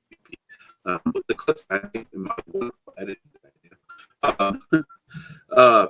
I just do that because I don't want to influence people. I believe that when you put down what you hear, you're influencing people what they hear. Yeah, kind of like with pareidolia. It's like pareidolia with the ears. So I kind of let people, and plus some of those weren't audible. Some of them were not Class A EVPs, but I did want to point that they were there so people can go back and check them out. Terry says, like us on Facebook. Yes, if you're in the paranormal, go like the Licking County Jail on Facebook. It's Haunted Licking County Jail on Facebook. I'm sorry, it is. It is. See, that's why Terry should be helping me with these shows. I'm not good at that kind of stuff. Yeah, Terry, where are you at? Come on the show. Come join us. She probably would, but we're in her new house. She has no signal. It's terrible. Yeah, I got long. This is my piece of Terry. Did that come out really creepy and weird? But that's okay. Let's check that out, dude. That's awesome. Yeah, it's so cool, little pirate kid. And the one that she made for the MadCon, it had the eyes that follow you. Oh God, that thing was creepy as hell. Oh, definitely was creepy. Secretary Terry, she says. She's on it. Austin says, I have a couple recordings to post from our last Saturday. Something possibly trying to get my attention. Yeah, we have him. Carl Etherington was actually on the second floor cell block. Yeah. But to keep him separated from the actor below him because of the sound, trying to keep it quiet so he can do his skit, he's on the third floor. So, and I'm sure Austin's running the EVPs because he does every time he's there, and he always gets good stuff. I mean, and I'm sure he's got something definitely going on in that third floor is highly active. And I bet like going through and reenacting things and acting like you're that person, that probably draws more energy towards about that person. So probably kind of helps a lot with kind of like a living trigger object. And that's actually what Resident Undead does, right? With their ripples that they do.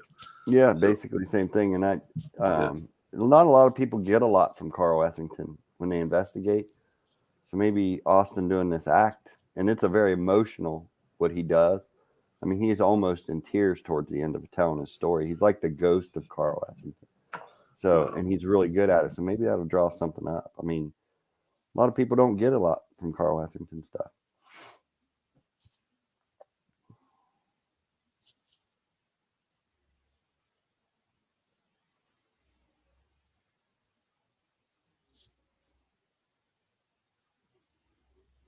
I think you're muted, Shawn.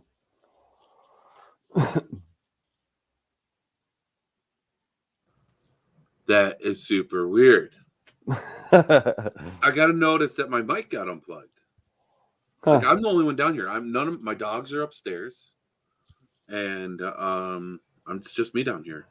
And my feet are right here, down below me, and my cord for my mic goes that way.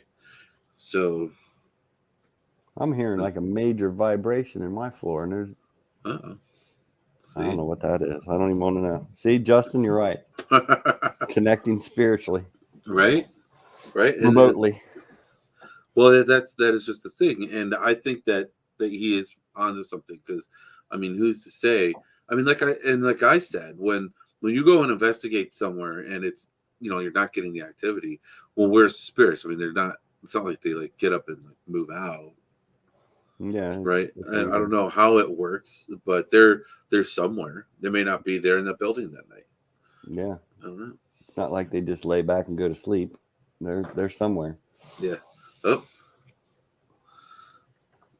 That's because you were talking about it a few minutes ago. Yeah, probably. Yeah.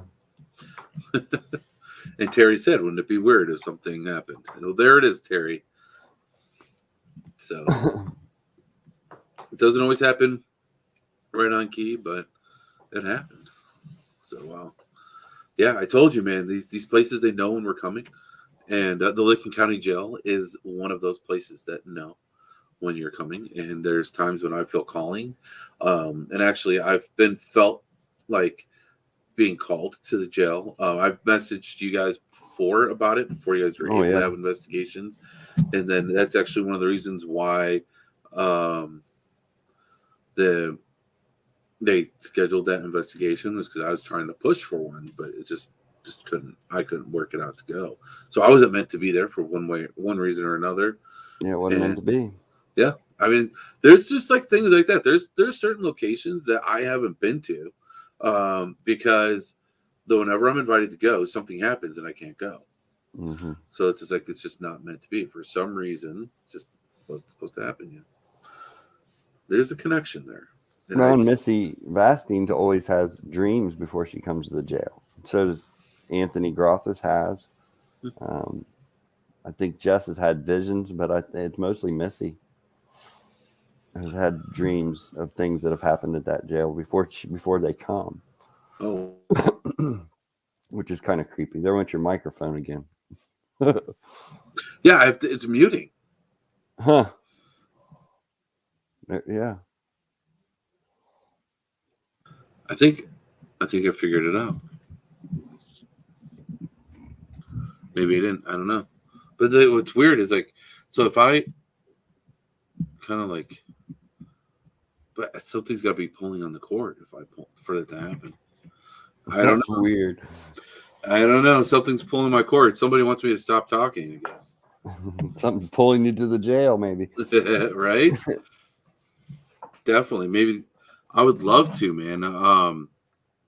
That place is definitely a special place, and you are lucky man to be able to be a part of that place.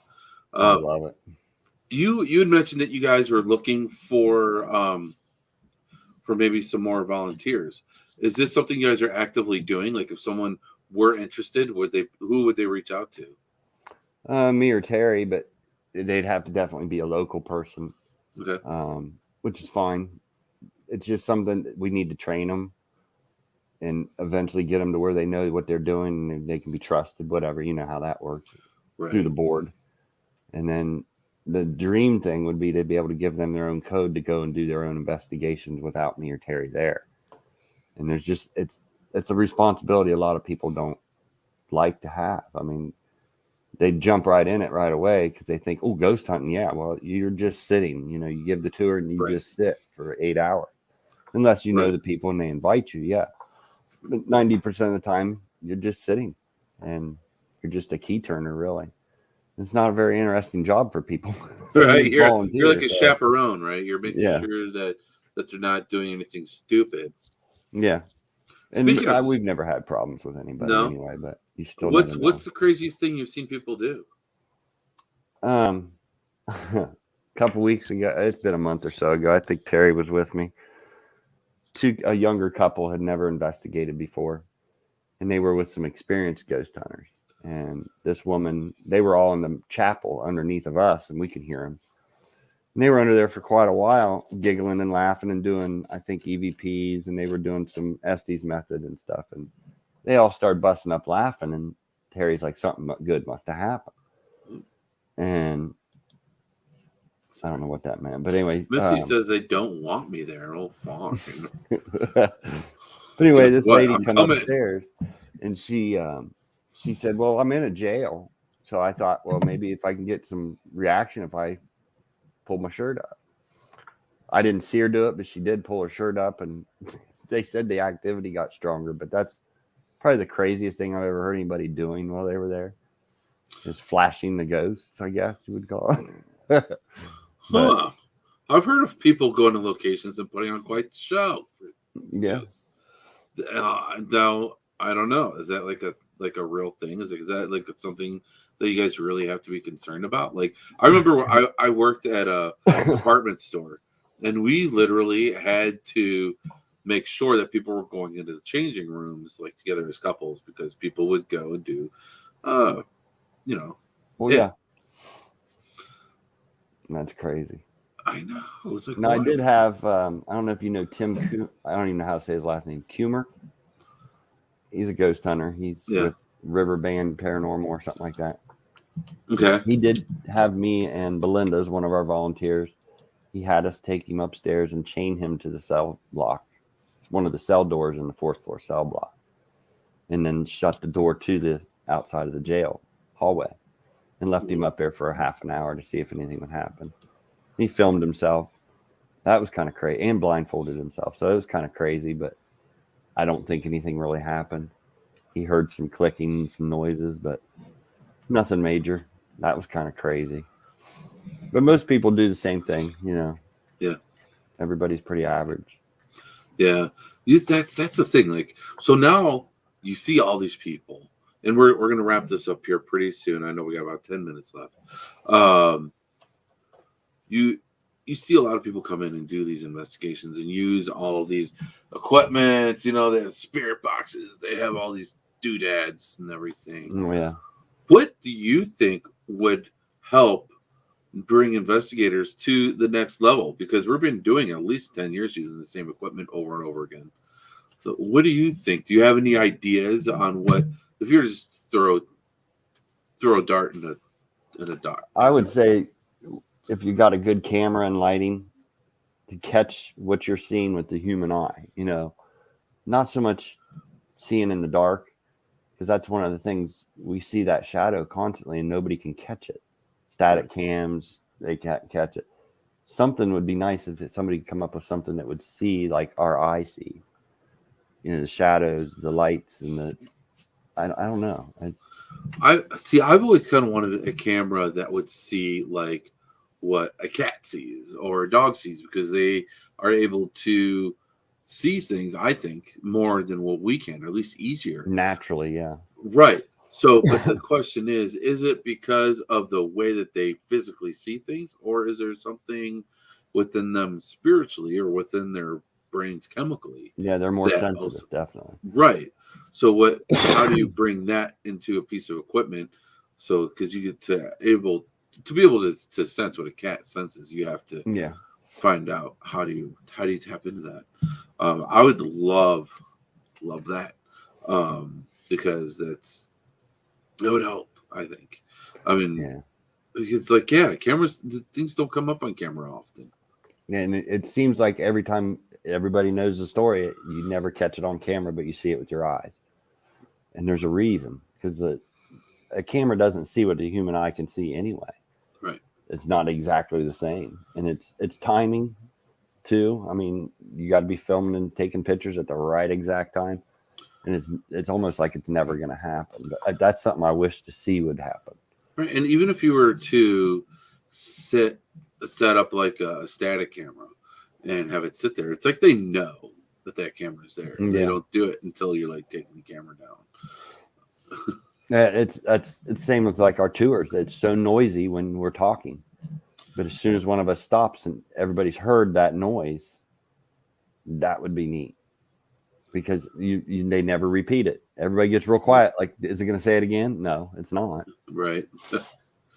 Again, interface death. Justin says, if I had money, I have ideas on how to see shadow people better. Cry for cryptochromes. I am very curious. Yeah, that would be more about that. That's basically what I'm saying. Is something that would see the way we see it. Yeah, it's hard to explain, but nobody's caught those shadows that me and Terry see, and it's constant. Yeah. Terry says, I feel people sometimes scare them away when you do everything functions every day. Yeah, everyday functions things to happen. Yeah. So that's just the thing, right? And the thing is also, like, you hear the term like they're not trained monkeys, but the thing is that imagine that, and that actually came up through with a psychic at the Hensel house. They don't want to feel like, we're like perform for us. And that's how when you go to these places that are investigated over and over again, that they gotta kind of feel that way. So at some point in time, they're like, dude, screw you, man. I'm not feeling this today.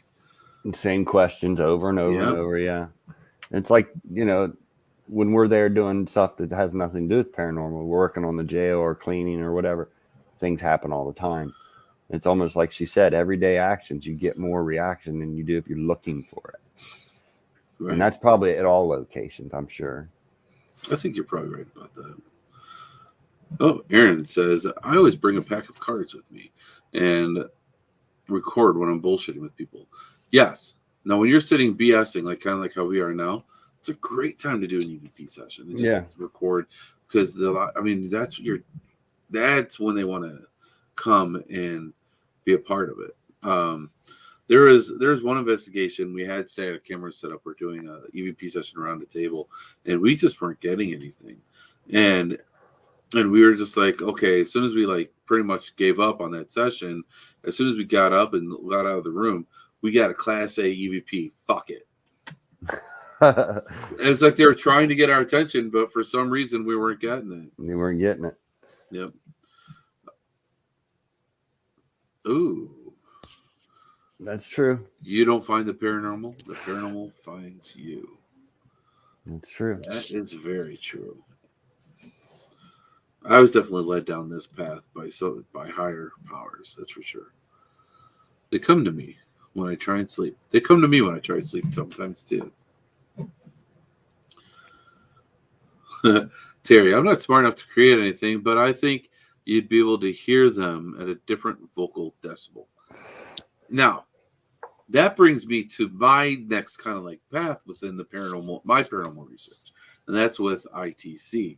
And it's not so much because I think that spirits are going to come through on a radio. I have certain hesitations about ITC and everything personally, but I tend to use the what's it called? I can't think of it. I'm looking at my radio because I'm hoping my shortwave. Because if you get something through the static when there's nothing coming through, that to me is when you're finding another way for you to hear spirit. So what is that?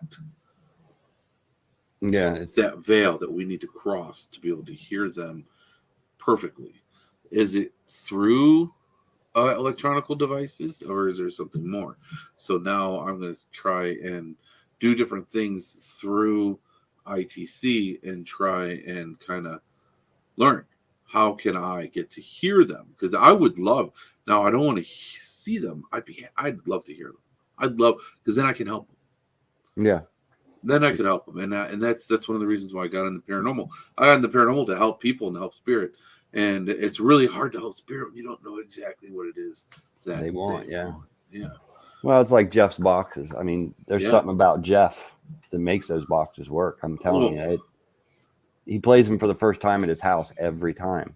Yeah. And gets something. Now, the jail box he made for us, I did play with that once or twice, and I got nothing. But as soon as Jeff's there, you can call it what you want. There's something going on with Jeff with the motion he puts in the box or something. I mean, Jeff is a sensitive, and he I don't think he'd ever admit to that. No, he doesn't. Yeah, he's a sensitive, and he puts that into his work, and it's really cool. I wish I could afford one of his boxes. Me too. That's why I'm glad I work at the jail. He made us one, and we've only got to play with it a few times, and it's awesome. Yeah, I've been I would kind of like message Jeff about it, but then I was like, you know what, I'm not gonna bug Jeff until I actually have the money for it. Here, if spirits use EMF, they can, in theory, induce electrons on AM radios to speak. That's why lighting messes up AM radio. That's why FM radio is used more today. Okay. That makes sense. See? But what about shortwave? Come on, Justin. You're like the smartest guy I know. Yeah, this is where I get confused on airwaves and the EMF or that kind of stuff. I try to get it and listen to him, and I'm getting some of it, but Right. everybody has their own ways of communicating and believing it. See, I used to totally just be totally anti-spirit box. I didn't put any stock into them. And then one day, I got a really good deal on some hacked radios, and I decided that I took one of those hacked radios to whatchamacallit, the mining town in Arizona.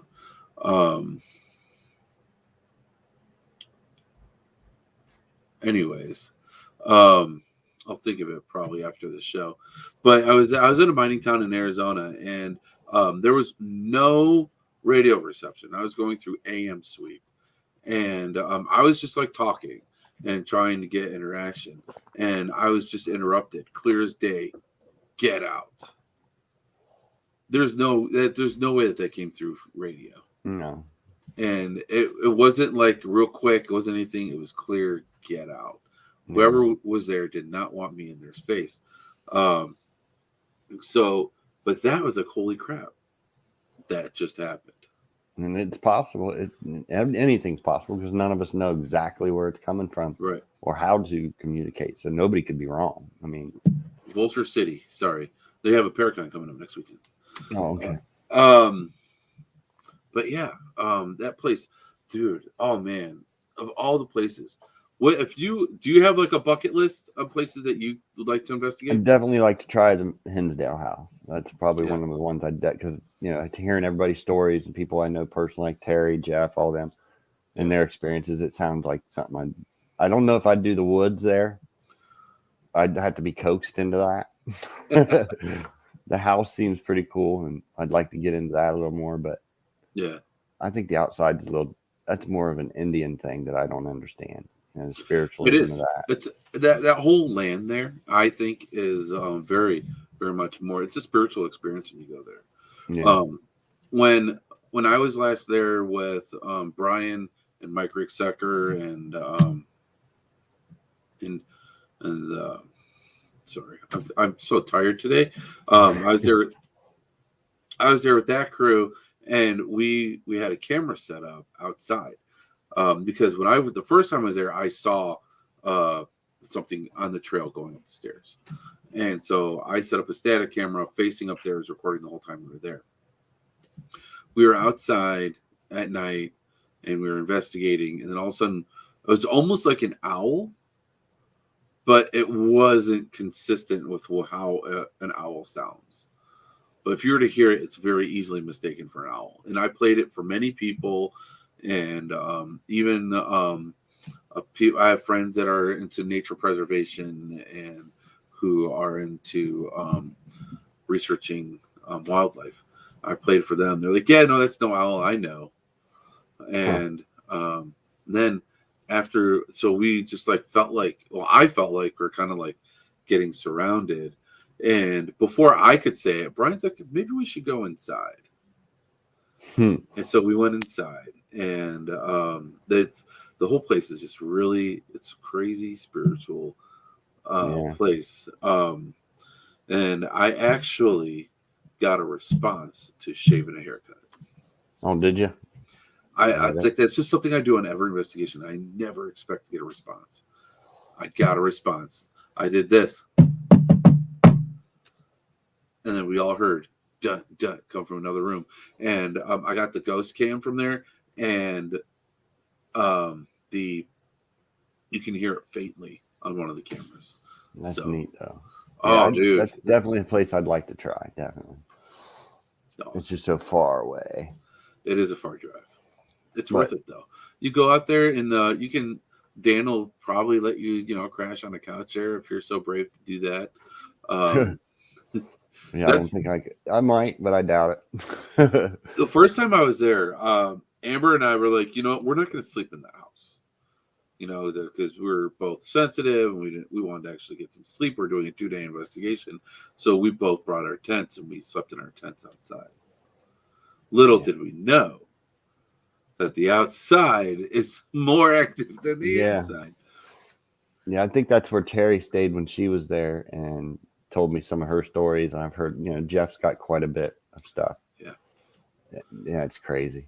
It's just definitely a place I'd like to check out. It definitely shows that there's a lot more to everything, and that's why we do what we do. That's why we're led down this path. You were led here to be part of the paranormal community for a reason. That's for sure. Whatever that reason is. Terry, no way I'd sleep outside. We slept inside. Yeah. Oh, I thought she slept outside.